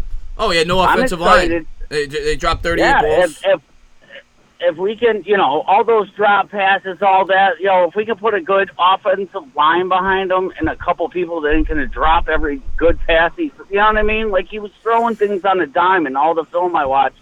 And so many of them were dropped. Yeah, whatever. Everybody has bad throws, but come on now. Like, I don't know. I think this kid's got some. I think, our GM maybe made it, I think he might, he took that gem in the rough, like, that no one was looking at. I think what it's going to come down to for Daniel Jones, the Giants, if they could support him the way they did Eli Manning early in his career, they gave Eli Manning a great support system. They gave him a great offensive line. They gave him a strong running back, which, of course, we already have. A strong wide receiver in Plaxico Burress. If they can give him the pieces he needs, which I think they're starting to do, they've improved the offensive line. I think he could be successful. There's no reason to think he can't be if you could give him the right supporting cast.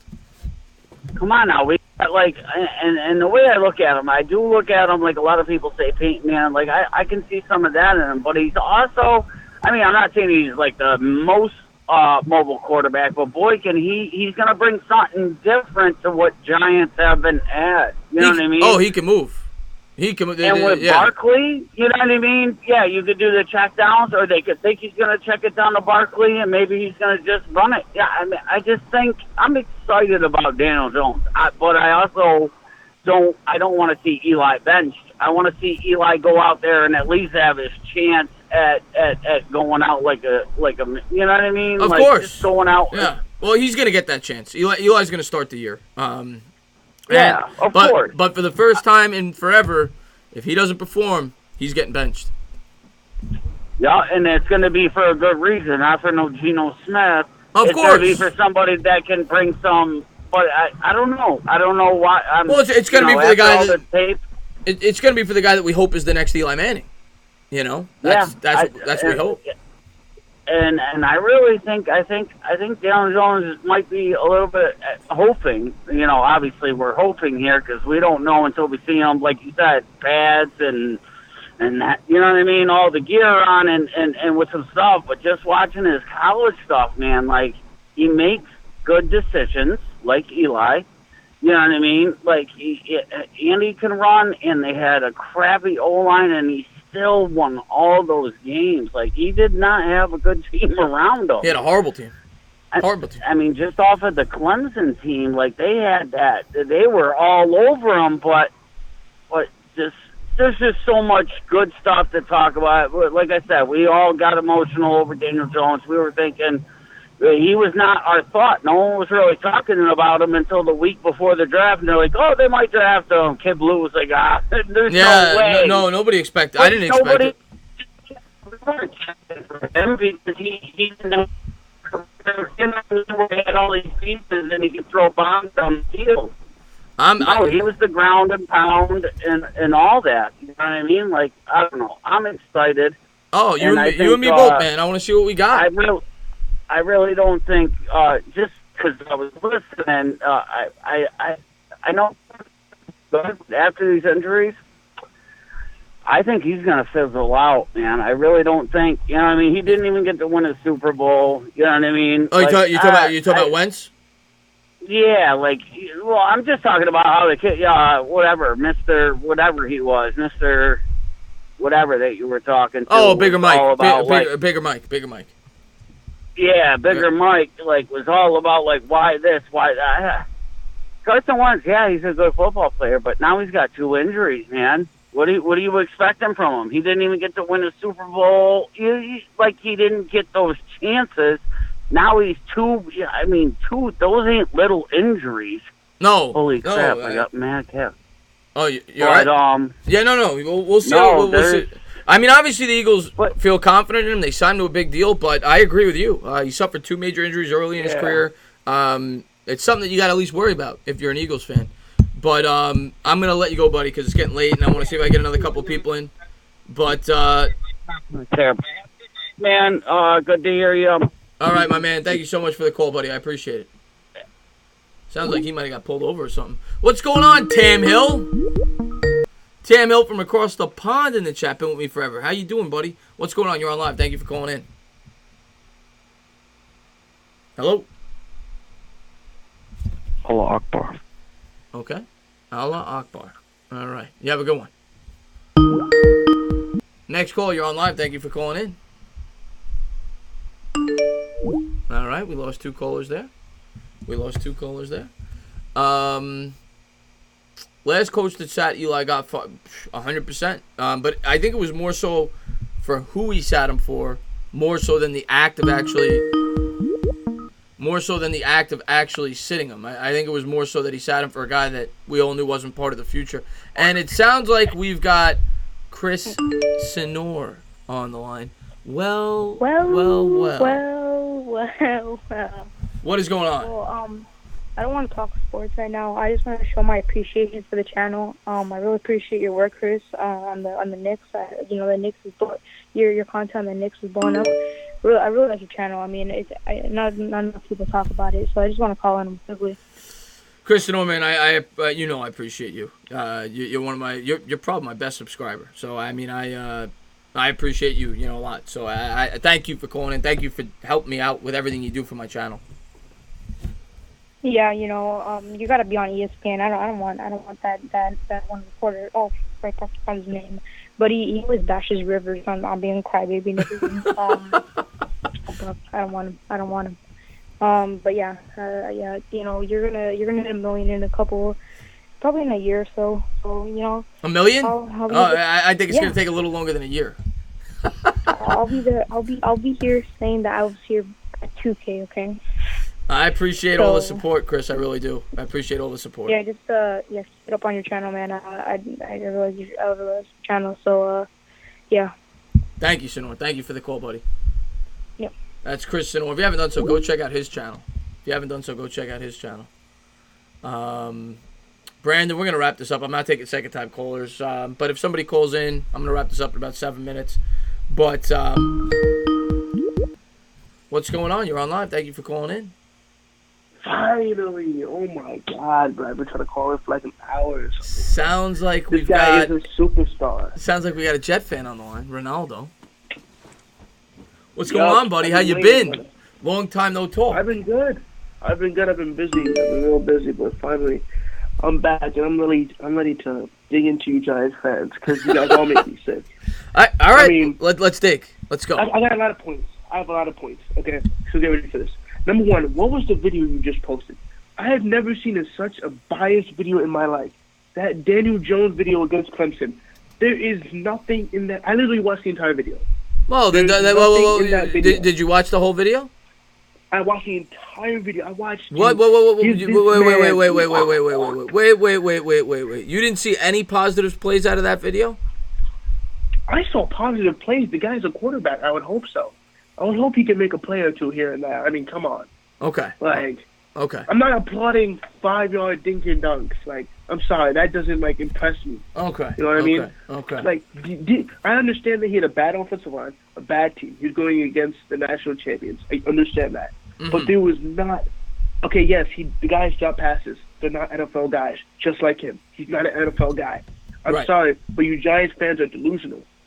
I'm not delusional. I'll tell you right now, Daniel Jones is not. I'll repeat this, not an Aaron Rodgers. He's not a quarterback that could put the team on his back.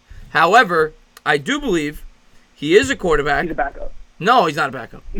Nah, he's not a backup. Not if you could give him the right support system. He could be a good NFL quarterback. Good NFL quarterback. You know what? I agree with you. He is might even become a Hall of Fame backup.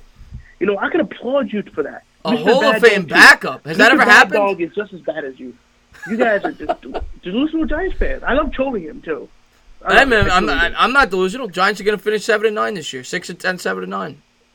And so what's up with the hate with the Jets today? I mean, we had a Jets fan talking about 7-9. Is he kidding? That's my brother, but like 7-9, 8-8. 7-9, 8-8. You guys, we're going to playoffs. you guys improved your team. You better improve your team. You had $100 million in cap space, but I don't think you improved your team in the right spots. You guys did not improve your offensive line significantly, and we drafted a tackle. We got where did you draft him in? Like the fourth round, fourth round, right? But here's what you don't know. Yeah, third round. But here's what you don't know. We drafted one of the best offensive line coaches in the game. I forget his name. My bad. But he is one of the best. We've got Sam Darnold in year 2. I mean, I think Darnold's going to be good. I always say that. I'm a Giants fan who agrees with you. I think Darnold's going to be a good quarterback. He's going to be an all-time great quarterback. I don't agree with that, but I think he's going to be good. But what is Daniel Jones? Because he's even a step below that. Like, let's be honest. Your quarterback's a joke. He's not a joke. I'm sorry, but let the guy play before you say he's a joke. People said Tom Brady was a joke, and the guy ended up being the greatest quarterback who ever lived. He was a 6th-round pick. Let the guy play. Let the guy play. Pat Sherman, Bill Belichick now? That's where we're at? I ain't saying he's Bill Belichick, but let the guy play. Let the guy go out there and play before you say he's trash.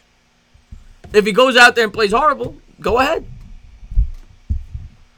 You still drafted a running back over Sam Darnold. And that was the right. And I'll go to the grave saying that drafting that running back was the right move. I will take Saquon Barkley 10 times out of 10 over anybody in that draft. Giants got a steal. Should have been the first pick. So you took a Hall of Famer at 2. What did you take at 6 and a year later? We don't know yet. Have you truly tell me? Have you seen any Hall of Fame throws from Daniel Jones? Have you seen anything that is true?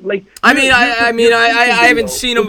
All right, well, no, it wasn't a joke. Daniel Jones. First off, you got to take into account he plays for Duke. He was going up against the best defense in the entire country. So right off the bat, it's not an equal playing field. Okay, it's like the JV versus the varsity. Let's see.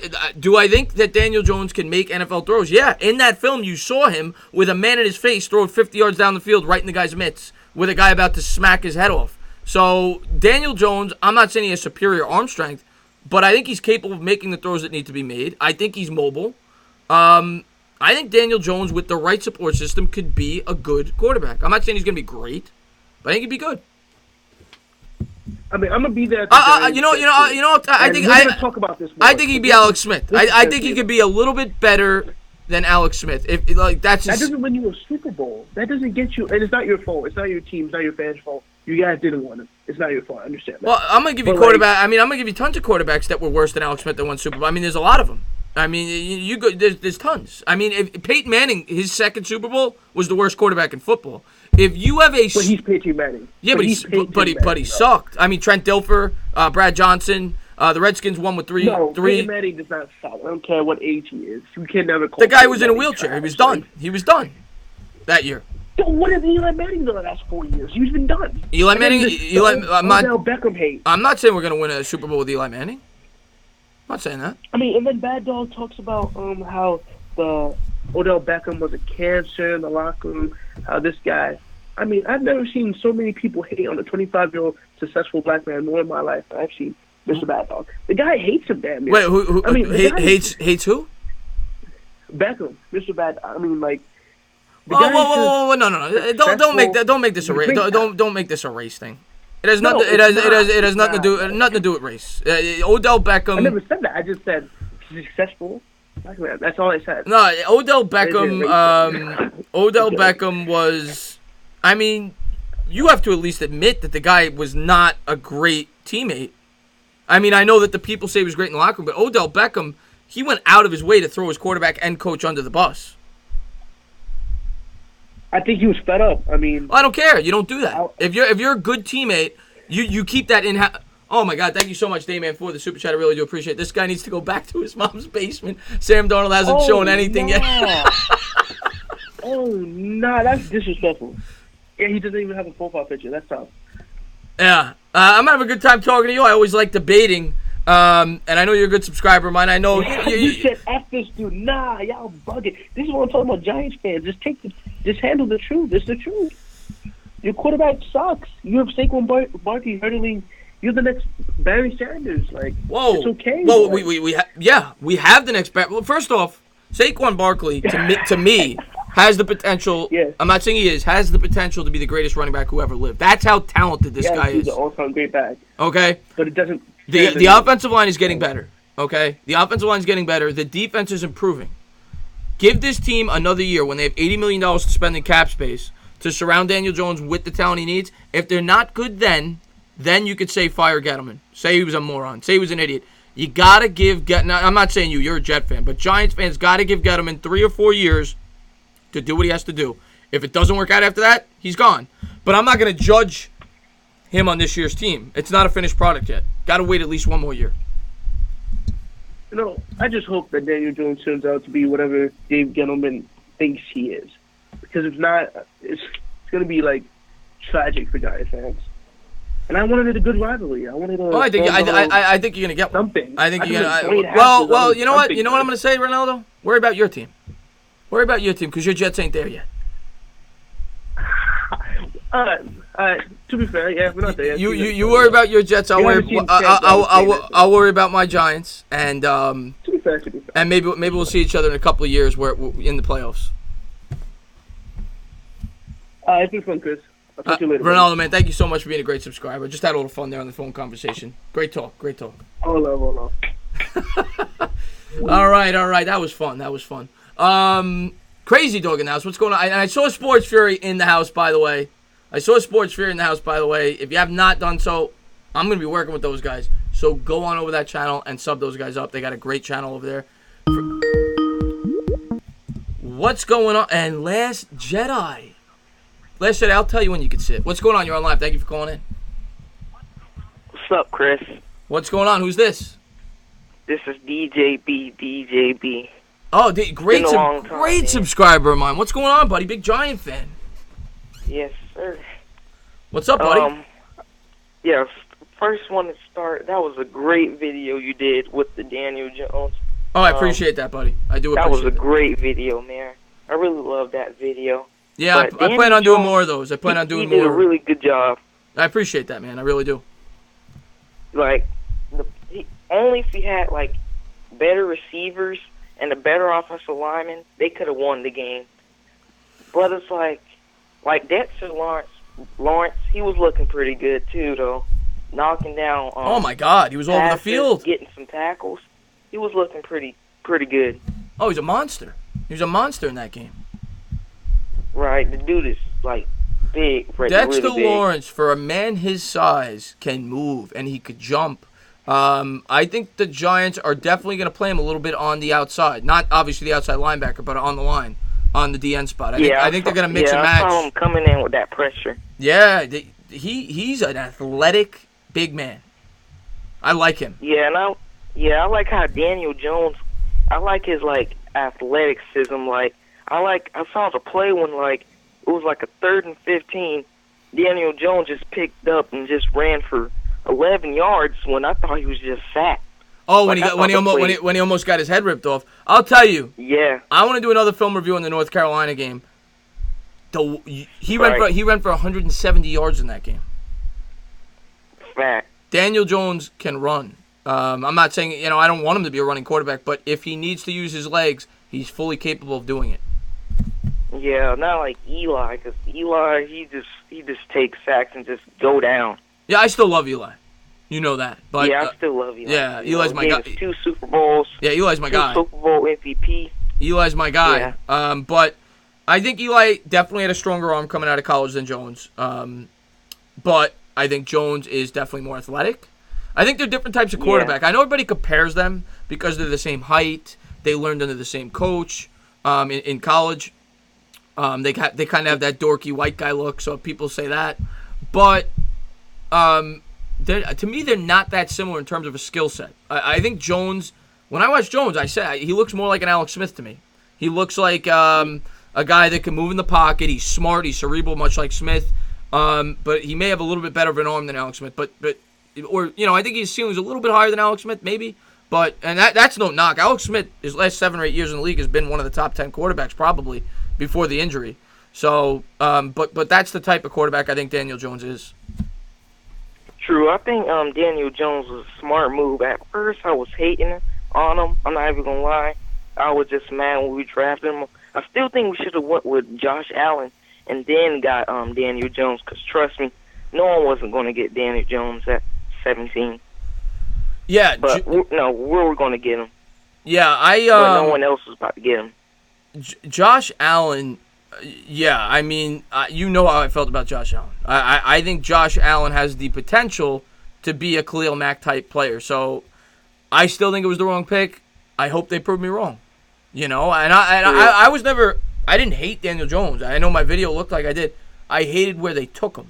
If they took Daniel Jones at 17, I would have been completely fine with it. I had Daniel Jones ranked 3rd at the quarterback position. I had Haskins above him. Obviously, Kyler Murray. I had Kyler Murray 2, Haskins 1 personally. And I had Jones 3.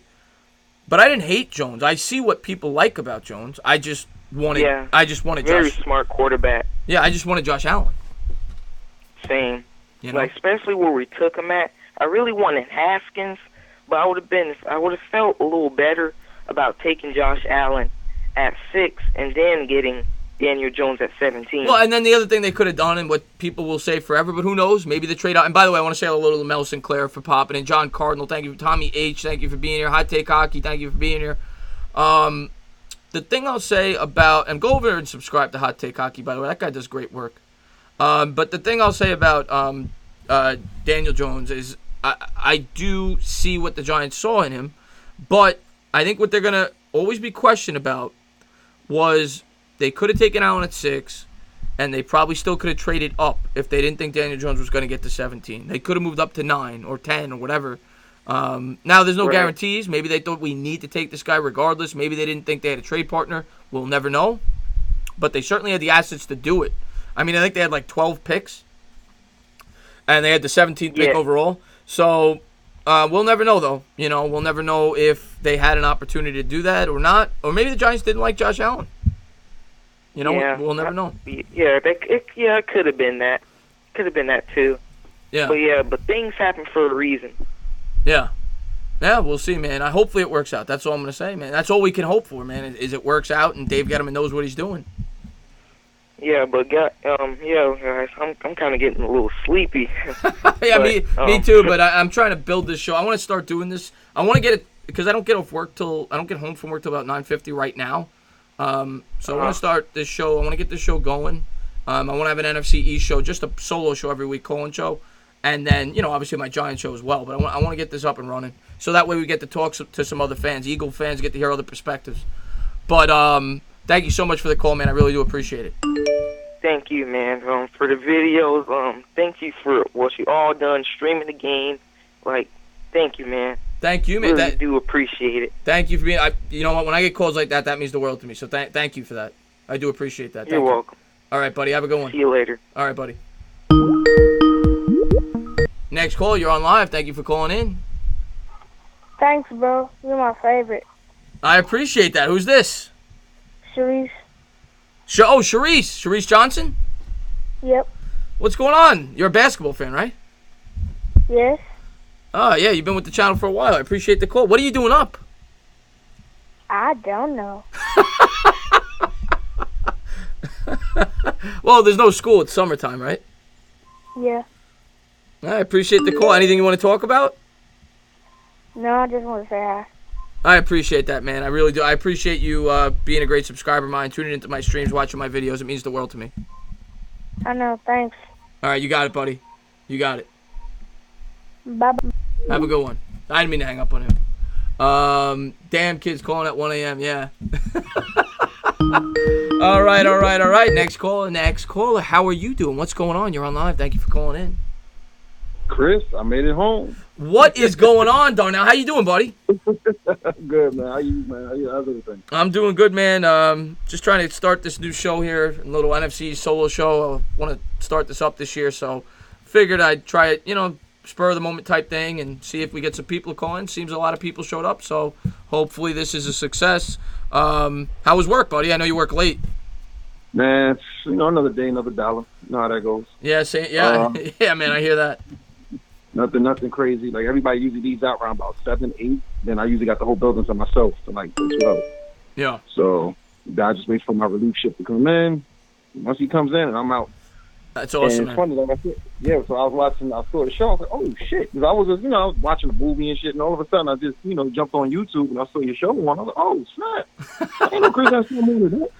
Like they ain't telling nobody. I figured I'd just try a spur of the moment thing, but I might do it late because I feel like a lot of people, they work jobs like yours. They want people on live late. Yeah, so maybe I'll try this time slot. Maybe like a 10:30 start to like 1:30. Yeah, I like it. Yeah. That's why the only thing I do. The only thing is when he comes and relieves me, I'm on the train. I got like a 45-minute ride. I got to take the F to the J, then the J to to my stop. Wow. So it's like I got to take 2 trains. You know how New York is. Man. You got to jump on the. The subways are a mess. The subways are a mess, man. I'm about to say, if you live in New York, you know the subways. Yeah, when I was in Brooklyn, the L train. Yeah, it was awful. Awful. Oh my God, that's the worst train, though. Yeah. I swear to God, that's the worst train. Yeah. But what's up, buddy? You want to talk some Giants? Yeah. Yes. Yeah. Let's talk about our Giants. I was. I think I hit you up on one of your questions about the DeAndre Baker. Mm-hmm. About him. I definitely can't wait to see, and I hope that he pans out to be a big time cornerback for us. That'll be crazy if he turns out to be one of the best corners in the league. I'll tell you, I think he's gonna pan out. I love him. I like, and you're gonna see it on the film. He's a physical corner. He gets in your face. Yes. He's confident. That was my favorite pick of the draft. I love. From day one, you were saying that. You kept saying, "Look out for DeAndre Baker." I was like, DeAndre Baker. Then I looked him up, and you was right, bro. I was like, "God damn, this kid is awesome." Yeah, I like DeAndre Baker a lot. But I'll tell you, the more I see Dexter Lawrence, you saw it in that film today. Dexter Lawrence is really good too. Yes, I was going to say that too. I love how you put that together with the Daniel Jones thing. Yeah, that's why. And then I don't know if I sent that question out in one of the comments that, why don't you do it for like each player of 2019's draft and just have like their best game, just like you did for Daniel Jones.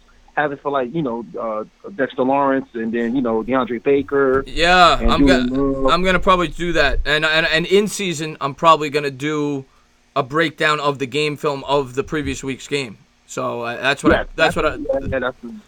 that. Yeah, that's what I plan on doing. I plan on having a preview, a preview of the game, obviously live stream of the game, reaction video, and then having a film breakdown probably up by Monday. That's what I plan on doing this season, and then obviously any video, any major story within the week. Yeah, man. I like it. That sounds real good, man. Yeah. So, what do you think about? You think Daniel Jones might come in the midway in the season, depending on how Eli does, or they might just go with Eli all the way, no matter if the Giants are bad, Daniel Jones is going to play. Okay. It's just a matter of when, But if they're out of the playoffs, Daniel Jones is going to see the field. Makes no sense not to. But if the Giants are good, let it ride. Let Eli go. If they're playing well and they're in playoffs, let it go. But if we're out of it, I think the optimal time to do it is after the bye. Because I always say this because you get 2 weeks to prepare for your next opponent. You give Daniel Jones that opportunity to really get to study the playbook and prepare for his first game. So, and obviously 11 weeks to learn underneath Eli Manning. So if it was me, and I was the coach, that would be my plan going in. Now, of course, if they start 0-6, all bets are off. But but if they're 3-5, I'd probably wait till after the bye. You set him up for success because New York. If he goes in there and throws 4 picks his first game, he's going to get thrown to the wolves. Absolutely. Absolutely. So you want to give him the best chance he possibly can, especially with the opportunity they have. They still have a veteran quarterback in there who knows the playbook. Yeah. Let him go. Let Eli play. He's here for a reason. And let Daniel learn on the bench. Look at Pat Mahomes. Pat Mahomes didn't play at all until the last game of the season when it meant nothing his rookie year under Alex Smith. Alex Smith, and look how that turned out. Pat Mahomes won the MVP his next year. So, but you do got to remember, Alex Smith was on a way better team. Oh yeah, of course. No. I'm not saying let Eli play the whole year. Like I said, if the Giants are out of it, you put Daniel Jones in. But I do think it is valuable. I know a lot of people say throw that quarterback out right away, let him learn on the fly. I think it's very valuable, especially when you have an experienced player like Eli Manning to learn under. to get your reps, to learn the playbook. So that would be my approach. At least 6-7 games to learn before I put him in the game. I mean, it's happened before. I mean, look at Aaron Rodgers, Brett Favre. Aaron Rodgers was 3 years. 3 years. Yeah. Wait, was it 2 years or 3? I think it was definitely 2. I maybe he came in his 3rd year. It was definitely 2. I know in 2007, I always said to myself, if Aaron Rodgers was the quarterback on that Packers team, we might not win the Super Bowl. So I was happy that I was happy that Favre was still the quarterback. Yeah. You're absolutely right. 07, bro. Yeah. I mean, that was one of those miracles. Like, everything just went our way. Oh, my God. I was a security guard trying to run back and forth and watch the game while I was on my shift. Oh, my God. That was that run. I don't think anything in my sports life will ever top that run. The way they did it. God, going into Dallas, you got to see Terrell Owens cry like a little girl. Then they go into Lambeau Field, negative 30 degrees. They knock them off. Then they beat the undefeated Patriots. You can't write a better script. Dude, it's like we went through all 3 elements. We went through the hot and Tampa. Remember, Tampa Bay first. Tampa Bay first with Jeff Garcia, yeah. Right. And then we go to Dallas in the Dome. Then we go to freaking Lambeau. What was it, like -2? I know with the wind it was like -30. Coughlин's face was so red that game. I remember Coughlin's face. Like, it was... He was like Rudolph the Red-Nosed Reindeer, but his cheeks was that was lit up. His face looked like it was going to fall off. Yes, man. But like you said, those are the hate years for us, man. I mean, that's one year I would never forget. Besides 2011 when we took it, but now 2007 is just like that's Cinderella. Right there. That's the best. That was the best run ever. That'll never be topped. Beating the undefeated Patriots. A game nobody gave us a chance. That to me is probably the biggest upset in the history of sports. Yeah. I mean, that rivals the miracle on the ice or whatever 1980 Olympic whatever. Yeah. I remember that. Yeah. That's right up there with that. It's right up there with any upset ever in the history of sports. That the Giants knocking off the Patriots. So the Jets is a big one too. Super Bowl III, but. Yeah. But man, I had a great time talking to you, man. It was great talking some old school Giants. Always, man. Always a pleasure. Yeah. Always I can't think of nothing else. I've got like other Knicks and stuff in mind, but I'm like, nah, this is mostly just Giants. We're talking football, right? Yeah. No. We'll have the Knicks show on Thursday. Sim's gonna be on the channel Thursday. We're doing Knicks, and hopefully we'll get the call situated. Last time we couldn't figure out the call system, but if we get that, you can call in. Okay. One more question. You say you taking some questions for fantasy football, correct? Yes, a little bit, that's another thing. You give me a quick fantasy question, but that's another thing I want to get. I want to do a live show for that too. That's another thing I'm going to try to get going. Yeah, post that up so I can see it. So I'll definitely call in for some advice because I'm gonna have 3 leagues this year I'm in, and I did one of my do the mock draft, and I see that they got Zeke now over Saquon.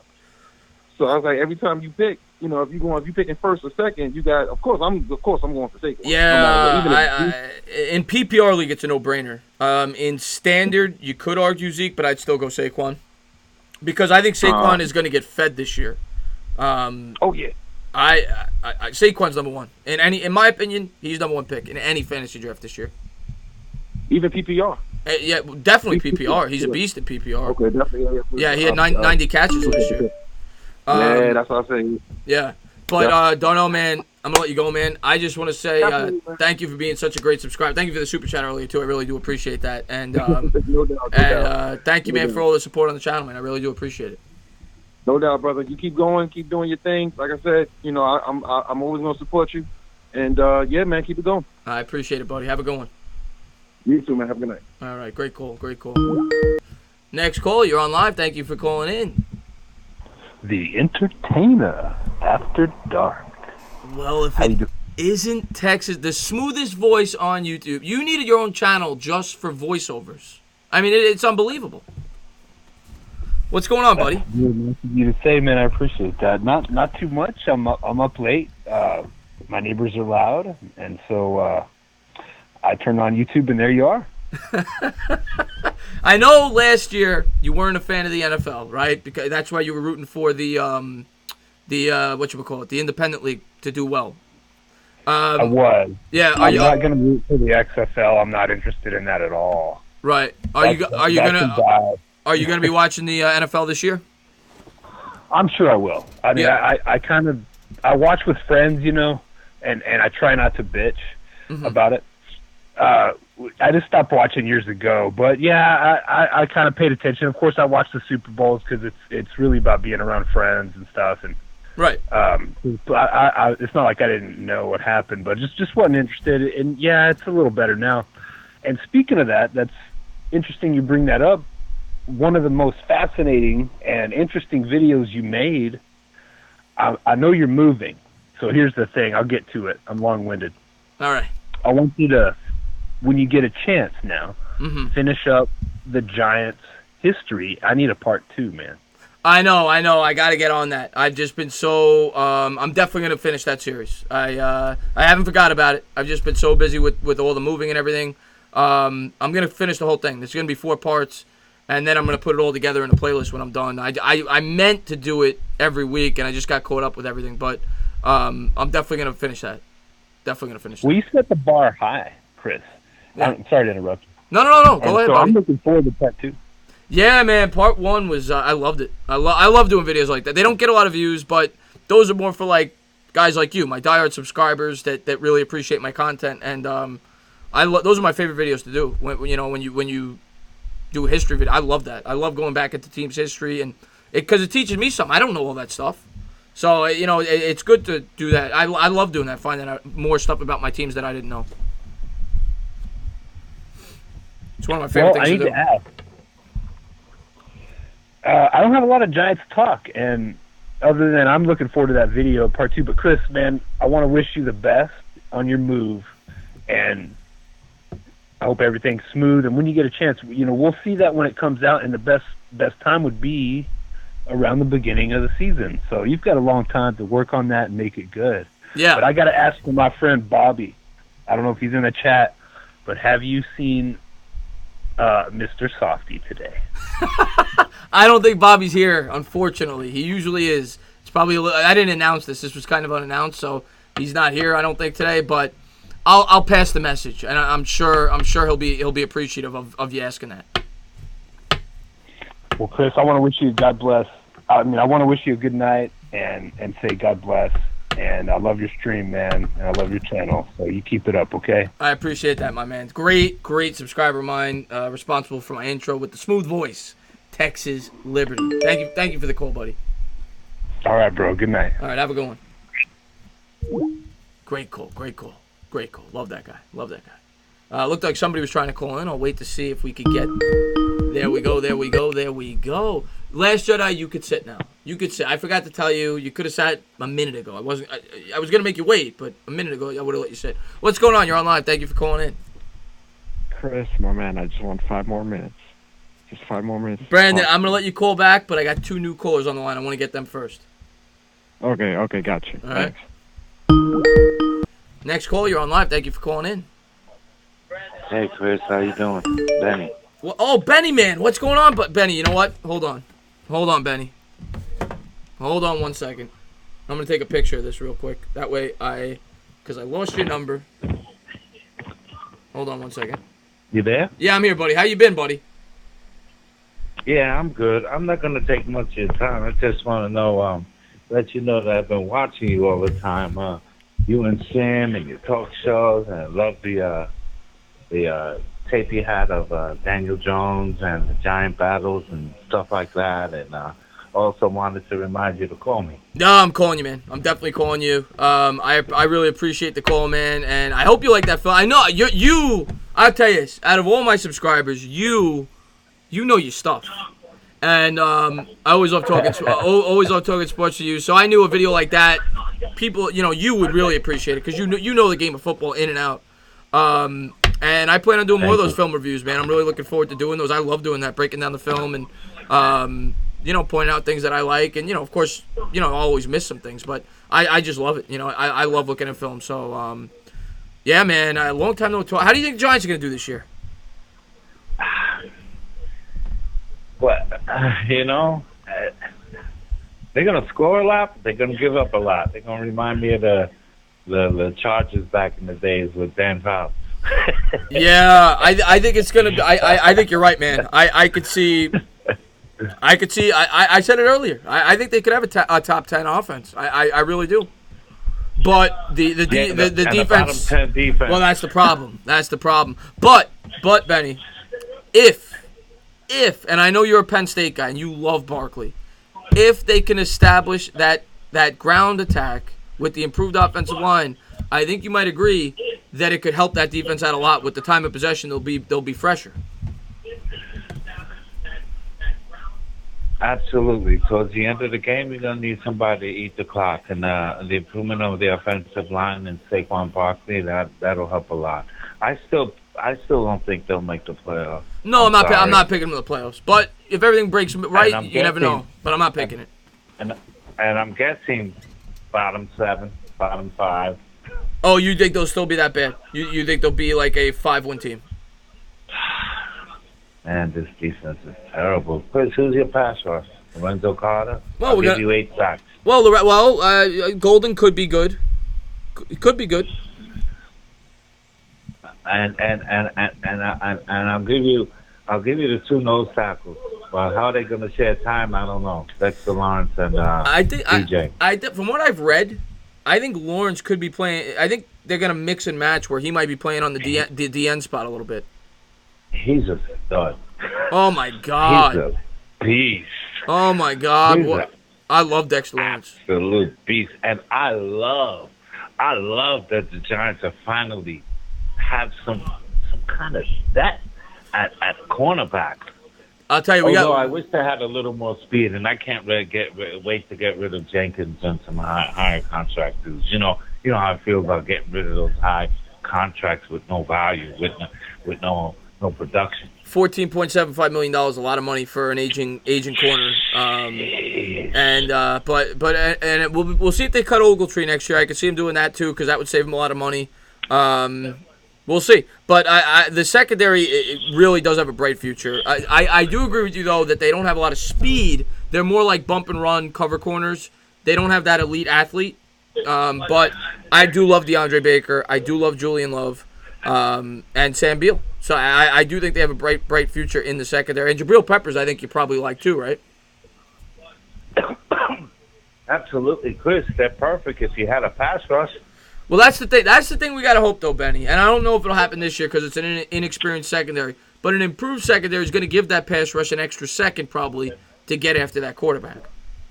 Well, I felt that later on during the season, especially the second half, that they were acclimating to Beckman's defensive schemes and he vice versa to them, and they were getting a little creative with some pass rush. I was kind of surprised of getting the rush that they did at times. That they were doing at times. They looked for more of the creative blitzes, more so this year than last year.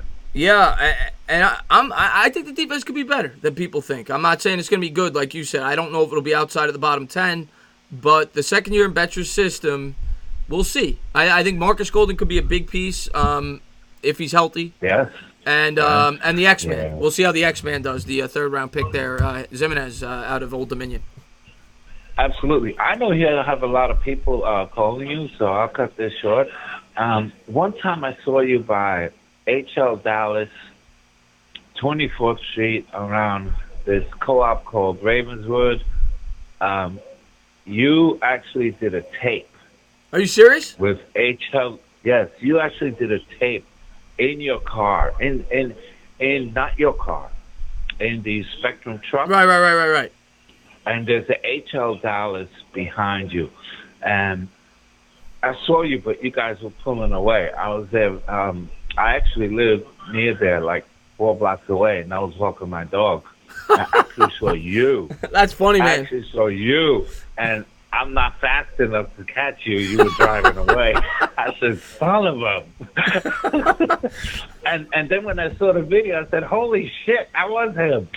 That's awesome, man. That's awesome, man. Yeah, you know of a co-op named Ravenswood, right? Called Ravenswood? Oh, yeah. That's where you live? Yeah. No. I live... well, you don't got to give your address. Yeah. Queensview. Okay. Queensview, the co-ops. Okay. When I was walking my dog, and I saw you. I walking by, and I looked, and I said, "Whoa." That's awesome, man. Looked again, walked closer. You pulling away. I said, "Holy shit, that's Chris!" Hey, Chris! And I'm running with my dog. Oh, Benny, man. This guy drives like a maniac, man. He's in a hurry. Yeah, you're always in a time frame, man. But Benny, man, you one of my best, man. I'm so glad you called in. So glad you called in. I love you, brother. I watch every show, and you're giving thanks to everybody you see in the chat. You should give thanks to me because I'm watching as well. I just don't use the computer. I will make sure TV. from now I on. watch you on TV because you're big time. I don't want you on the computer. I want you on TV because you're big time. I appreciate that, Benny, man. From now on, I'll try to make it a concerted effort to shout you out. You've been with me since the beginning. You've always been a very great subscriber. So thank you so much for the call, my man. God bless you. Text me. We got to hang out. All right, Take Benny, care. man. Have a good one, buddy. Next call, you're on live. Hey, Chris. What's going on? Did you turn the volume down in the background? I think you did. Okay, what's up, buddy? Hey, how are you today, man? What's up? I'm doing good. Who is this? Anthony. Anthony. Manzano. Oh, man, how you been, buddy? Fine. My predictions for the NFC East, my mistake, is I'm a fan of football, specifically for the NFC East. The Giants are probably going to be third. Okay. The Redskins are going to be the last team. They're going to be fourth. Okay. It's the Eagles, the Cowboys, the Giants, then the Redskins. The Redskins. So you've got the Eagles winning the division. Yeah, it's going to be going down to the end of the season between the Eagles and the Cowboys. I'll tell you But one the thing. Eagles are going to win by one game. I'll tell you one thing Okay, I am hoping for this year, and I'm praying. If the Giants don't make the playoffs, which, they probably won't if we're being honest. One thing I am praying, I am on my hands and knees begging, okay? I am begging. Make Week 17 mean everything for the Eagles. Make it mean everything. Give the Giants a chance to end that team's season. I would die for that. I just want the chance. Of course I want to make the playoffs, but that would be a dream scenario for me if we missed the playoffs. Give me the chance to knock the Eagles out of the playoffs. I would relish at that opportunity. So, wait, you rather have the Cowboys go to the playoffs than the Eagles? Yep. Wait, Yep. as a Giants fan, as a Giants fan, I thought you hate the Cowboys a lot more. Oh, I hate them both. I hate them both. Well, I would say the same thing if it was the Cowboys. I want an opportunity to knock one of my rivals out of the playoffs. So if How does the division games work? Is it one? They split 3 games, or 2? Usually, when it comes to division games, the Eagles for each team. It seems like we haven't beaten the Eagles in 10 years, but we beat them in. I think we beat them in 2016, if I'm not mistaken. They've definitely won the last 4 or 5 times. No, I'm talking about the schedule in general. When it comes to doing division games, they separate? Is it 3 games for each team or 2? What do you Usually. mean? What do you mean? You play each team 2 times. Oh no, that's what I'm saying. They play 3 games, or is it one? One at their house, one at Yeah. You play Dallas in Dallas, and then they come to New Jersey. Yeah. Okay, so you play all 3 teams, one at home. Has it been ever the case that the Giants have ever gone undefeated against all 3 teams in one season? Oh, I'm sure it's happened. I'm off the top of my head. I couldn't give you. In the Super Bowl season, Super Bowl season where they beat the Patriots, did they go undefeated in their division, or did they? No, I know for a fact they didn't, because I was at the game where they lost to the Redskins late in the season. And they weren't that great. They were 10-6 that year. But I'm sure it's happened. Off the top of my head, I can't give you a year, but I'm sure it's happened. Ask anyone in the chat who's been a Giants fan since before the 80s, like since the 70s, or in your chat, see what they say. No, I'm sure somebody will type it if they hear you. I hear. I appreciate that, yeah. Ramrup. Thank you very much. I appreciate that. But, I mean, if there was one year in recent history, and I very much doubt it, and I know they lost to the Eagles in the playoffs, but in 2008, they were 11-1 their first 12 games before Burr shot himself. So, if there was a year they did it, it would have been that year, but I don't think they did it that year. But And what's your prediction for the AFC East? How do you think the teams are going to... Do you think the Dolphins are going to be the worst team in the division? Yeah, or yes. Do you think... I know you're a Dolphin fan. Yes. Me being completely honest, I think you guys have the worst team. Wait, and do you think we're going to lose all 16 games, or do you think we're at least going to win one game? I think... Oh, you'll definitely win one game. I think the Eagles will go like 3-13. Something like that. I think The Eagles? Not the Eagles, rather. The Dolphins, I mean. What am I saying? I wish 3-13. No, I think the Dolphins will go like 3-13. Yeah, and realistically, did you see Deshaun went back to the Eagles? Of course. Yeah. Yeah, honestly, and do you think Jeremy Shock, he plays for were you a Shockey fan as a tight end, or he was too much show for you as a Giants fan? I mean, I like Shockey, but obviously the team got a lot better after he left. Well, he actually got hurt the year. He was still technically a Giant in 2007 when we won the Super Bowl. But you saw Eli's play go up when he went down because Shockey was a guy that kind of made Eli try to force him the ball. And once Shockey went down, you saw Eli spread it around. Doesn't that sound familiar? What is that? Yeah, yes, it does. We'll see if it works out that way, but yes, it does. No, doesn't that sound familiar with Odell? Odell was That's what I'm saying. That's what I'm saying. Yeah. And honestly, I kind of hope the Dolphins win more than 3 games, but I agree with you. We're probably going to win 3 or 4 games, but we're not going to draft a quarterback because we need to give. Do you think we should give Josh Rosen more than 1 season before we give up on him? You got to. Or yeah, you got to give him at least 2 years. Yeah, because I hear like I can't remember who. Oh, it was Louis Riddick on NFL Live. He said the Dolphins, if he doesn't do well this season, they should just give up on him, and then. Well, draft I will say Herbert. this: it is a very quarterback-rich draft next year, and if you guys have the first pick, you might do that if he's really bad. I don't know. I like Herbert over Tua. Tua's overrated. Well, Tua, you got to worry about injuries, but yeah, I'm gonna let you go, buddy, just because it's late, and I'm sure a couple more people want to call in. But Anthony, man, I appreciate the call. Thank you so much. Are you doing another call-in show this weekend, or? Tomorrow's the Giant show with Bad Dog, and then I'm gonna have the Knicks show on Thursday, and I'll probably do a call-in show maybe Monday. Are you doing any AFC preview, division previews? No, I'm a Giants guy. But I'll always take broad NFL questions. But I wanna be focused mainly in my division. Oh, okay. Yeah. You never do NFC in general, like division previews for each division to predict. I may do. Well, on the Sports Furies channel, I'm gonna be doing that. I'm gonna be doing previews for every team. But on this channel, it's gonna be Giants based. Okay. Have a good rest of your day, Chris. Bye. You too, buddy. Have a good one. Next call, you're on live. Thank you for calling in. What's up, man? What is going on? Who's this? Oh, my name's Nick. Nick, what's going on, Nick? How you doing, buddy? You what are you, a Giant fan? I'm a Giants fan. Like to hear that. Good start. I like you already. What's up, buddy?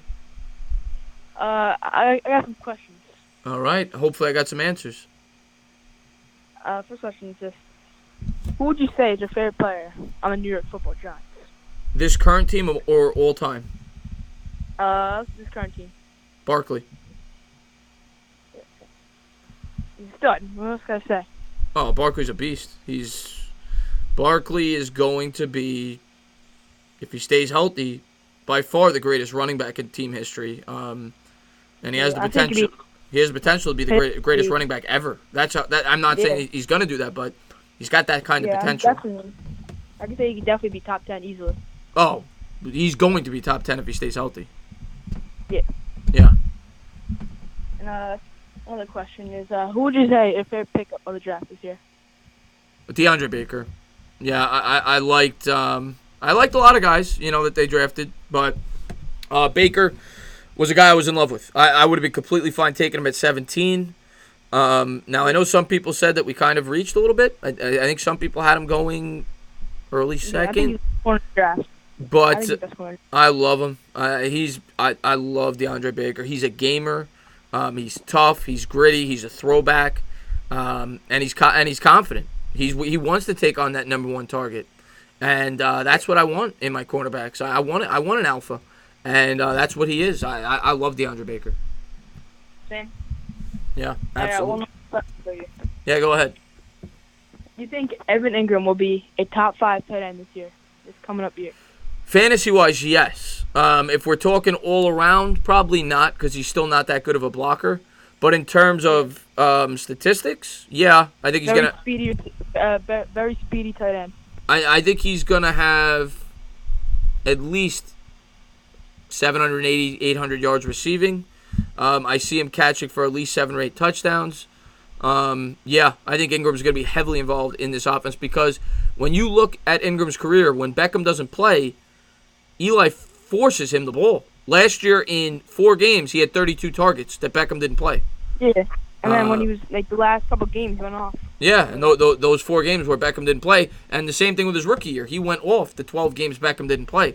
So I think Ingram is going to have a big year. I really do in terms of stats. Now he's still not a good blocker, but in terms of catching the football, Ingram might be our best weapon. He is that talented. Yeah. All right, man. I gotta go. See you. Other than Barkley, of course. All right, my man. Have a good one. Thank you for the call. Thank you.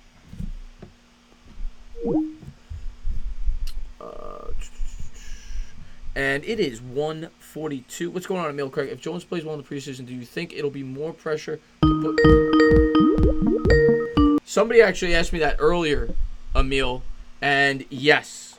I think Eli gets at least 4 or 5 games, but if Eli does not play well early, the fan base is going to pressure them to put in Daniel Jones if Daniel Jones has a very good preseason. What's going on? You're on live. Thank you for calling in.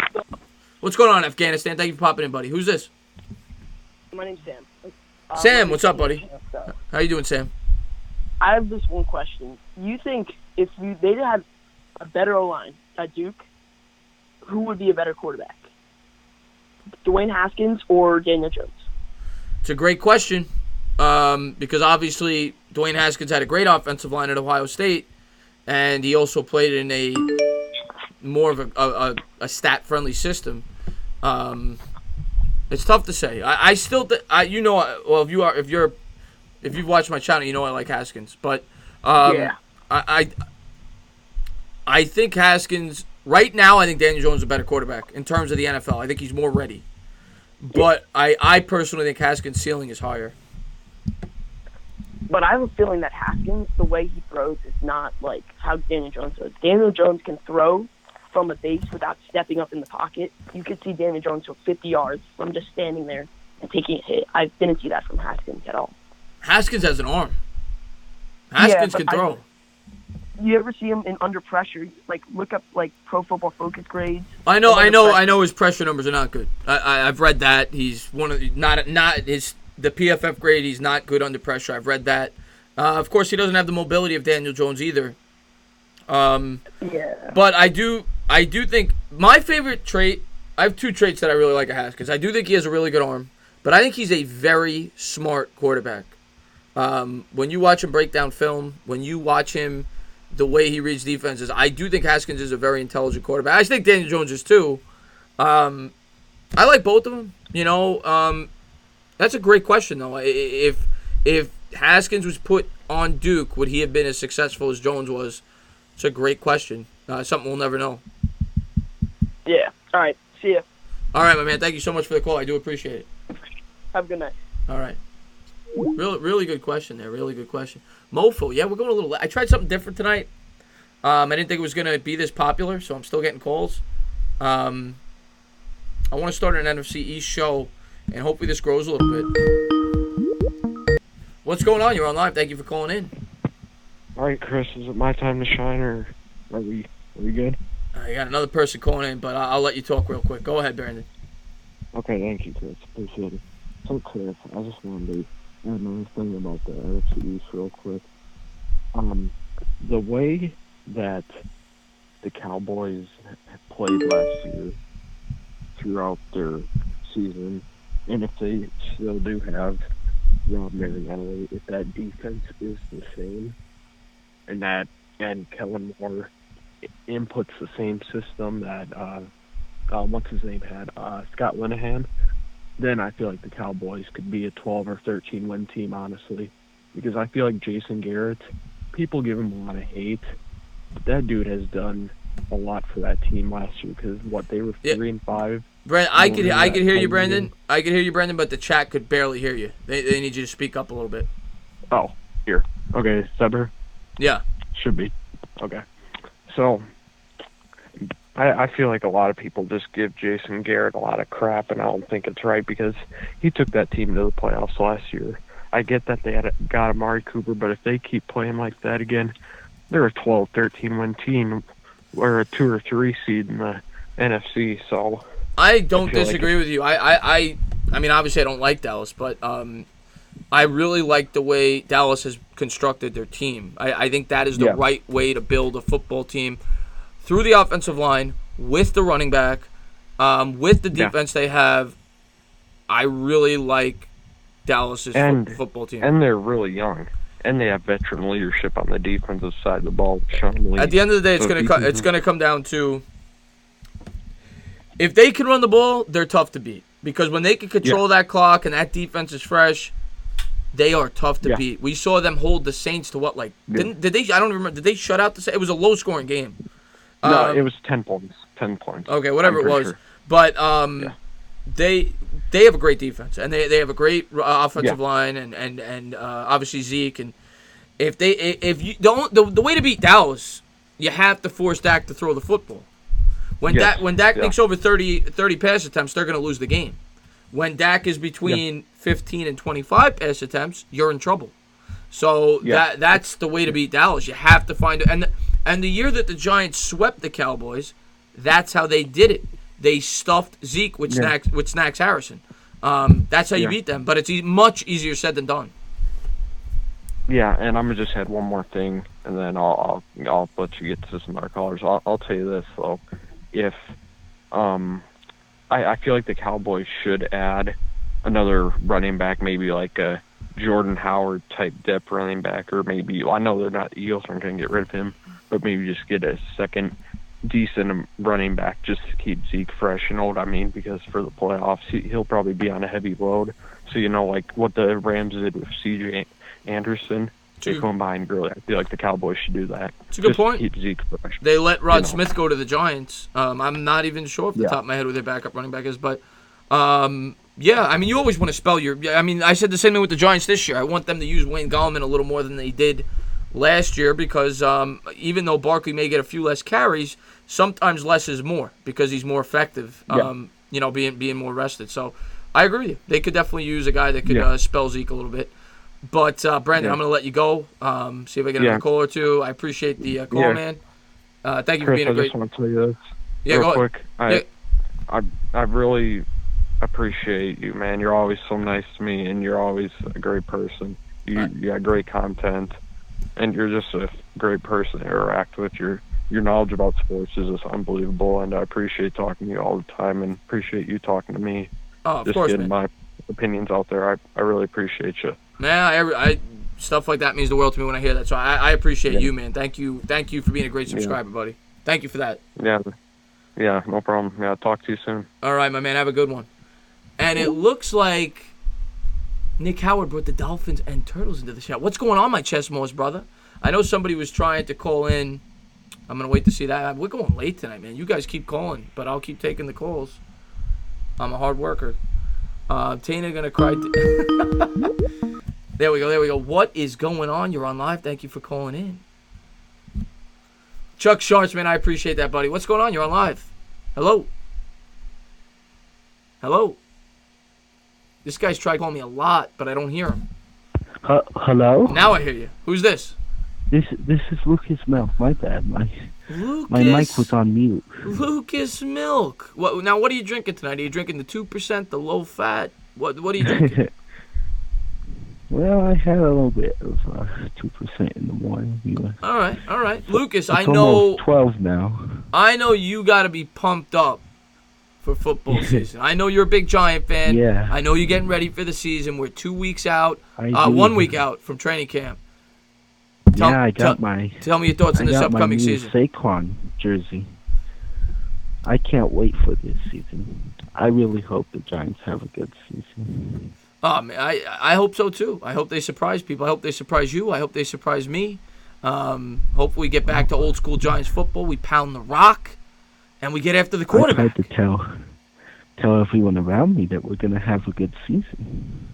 Exactly. In New Mexico, there's lots of fan bases here because we don't have a team.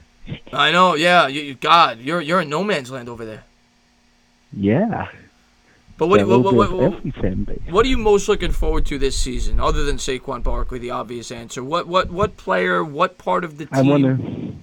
I want to see Daniel. You want to see DJ? Week 17. Now, he's going to start week 17. Oh, you think Eli goes all the way till the end of the year? Yeah, but Daniel will start week 17, no matter what happens. Well, not if we're in the playoffs.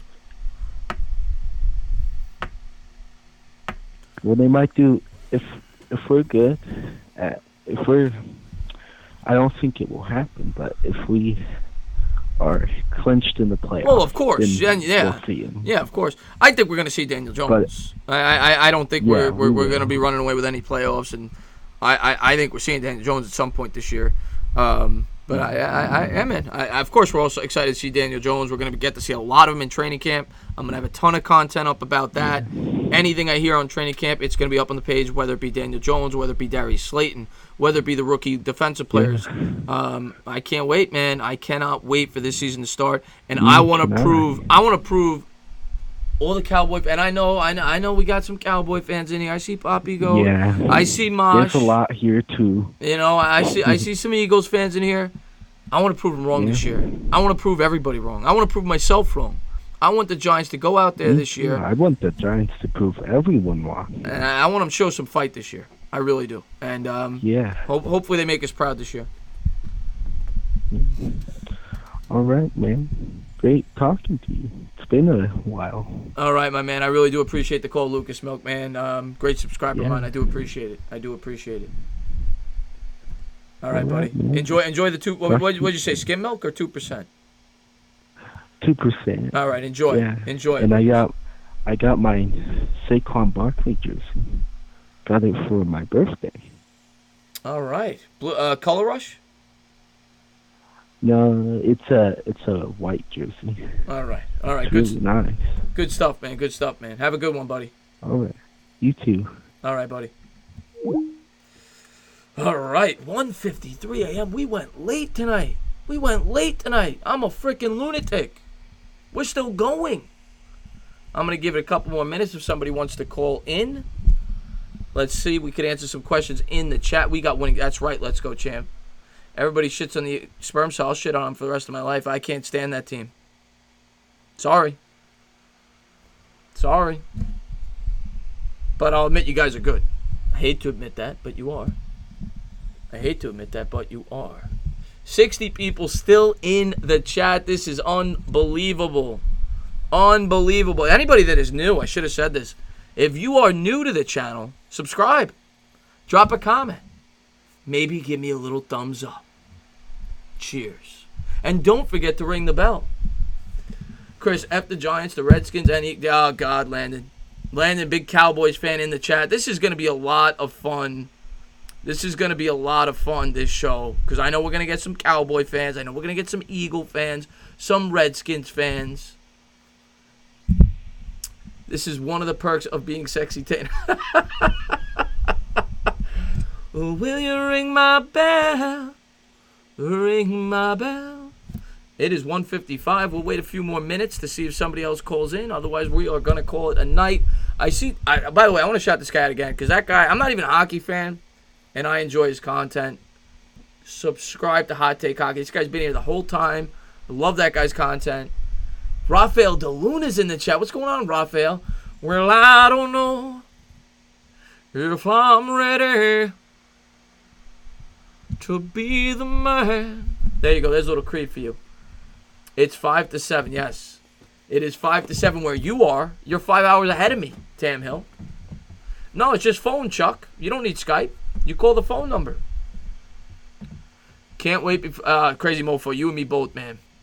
You and me both, buddy. Dallas taking the East this year. Yeah, Darnell, unfortunately, you're probably right. But we're not going to let it go down without a fight.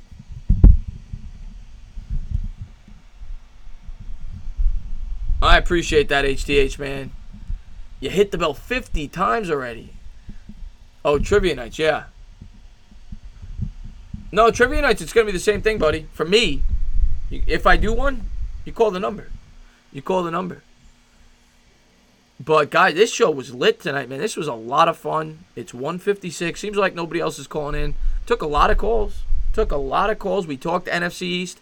The New York Giants are coming. They're coming. We might lose, but we're going to put up a fight this year. We're not going down without a fight. I hear all these Eagle YouTubers, Lloyd Brunson, telling me that the Eagles got a top 5 running back in Jordan Howard. Zach Ertz is the most consistent weapon in the NFC East. Goes in one ear, out the other. He talks a big game, but we'll see. We'll see come Sunday. We'll see come Sunday when the season starts. We'll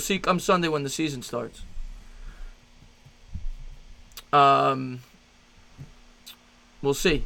Talk is cheap. That's all I'm going to say.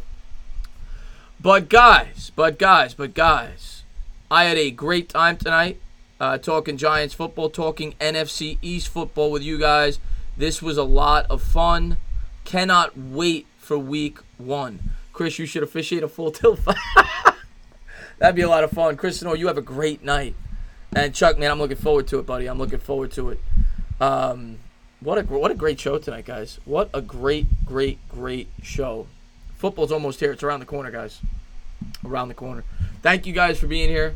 Giants show is going to be lit tomorrow. We're going to have a Knicks show on Thursday. If you're a Hoops fan, that blew up last Thursday. All the Knicks family came over here. We're going to have the Giants show tomorrow. I'll be doing this at least once a week. NFC's call-in show. Get the football content up and running. I appreciate everybody that was here tonight, everybody that tuned into the stream, all my loyal subscribers. You guys are great. Have a great night, guys. Have a great night.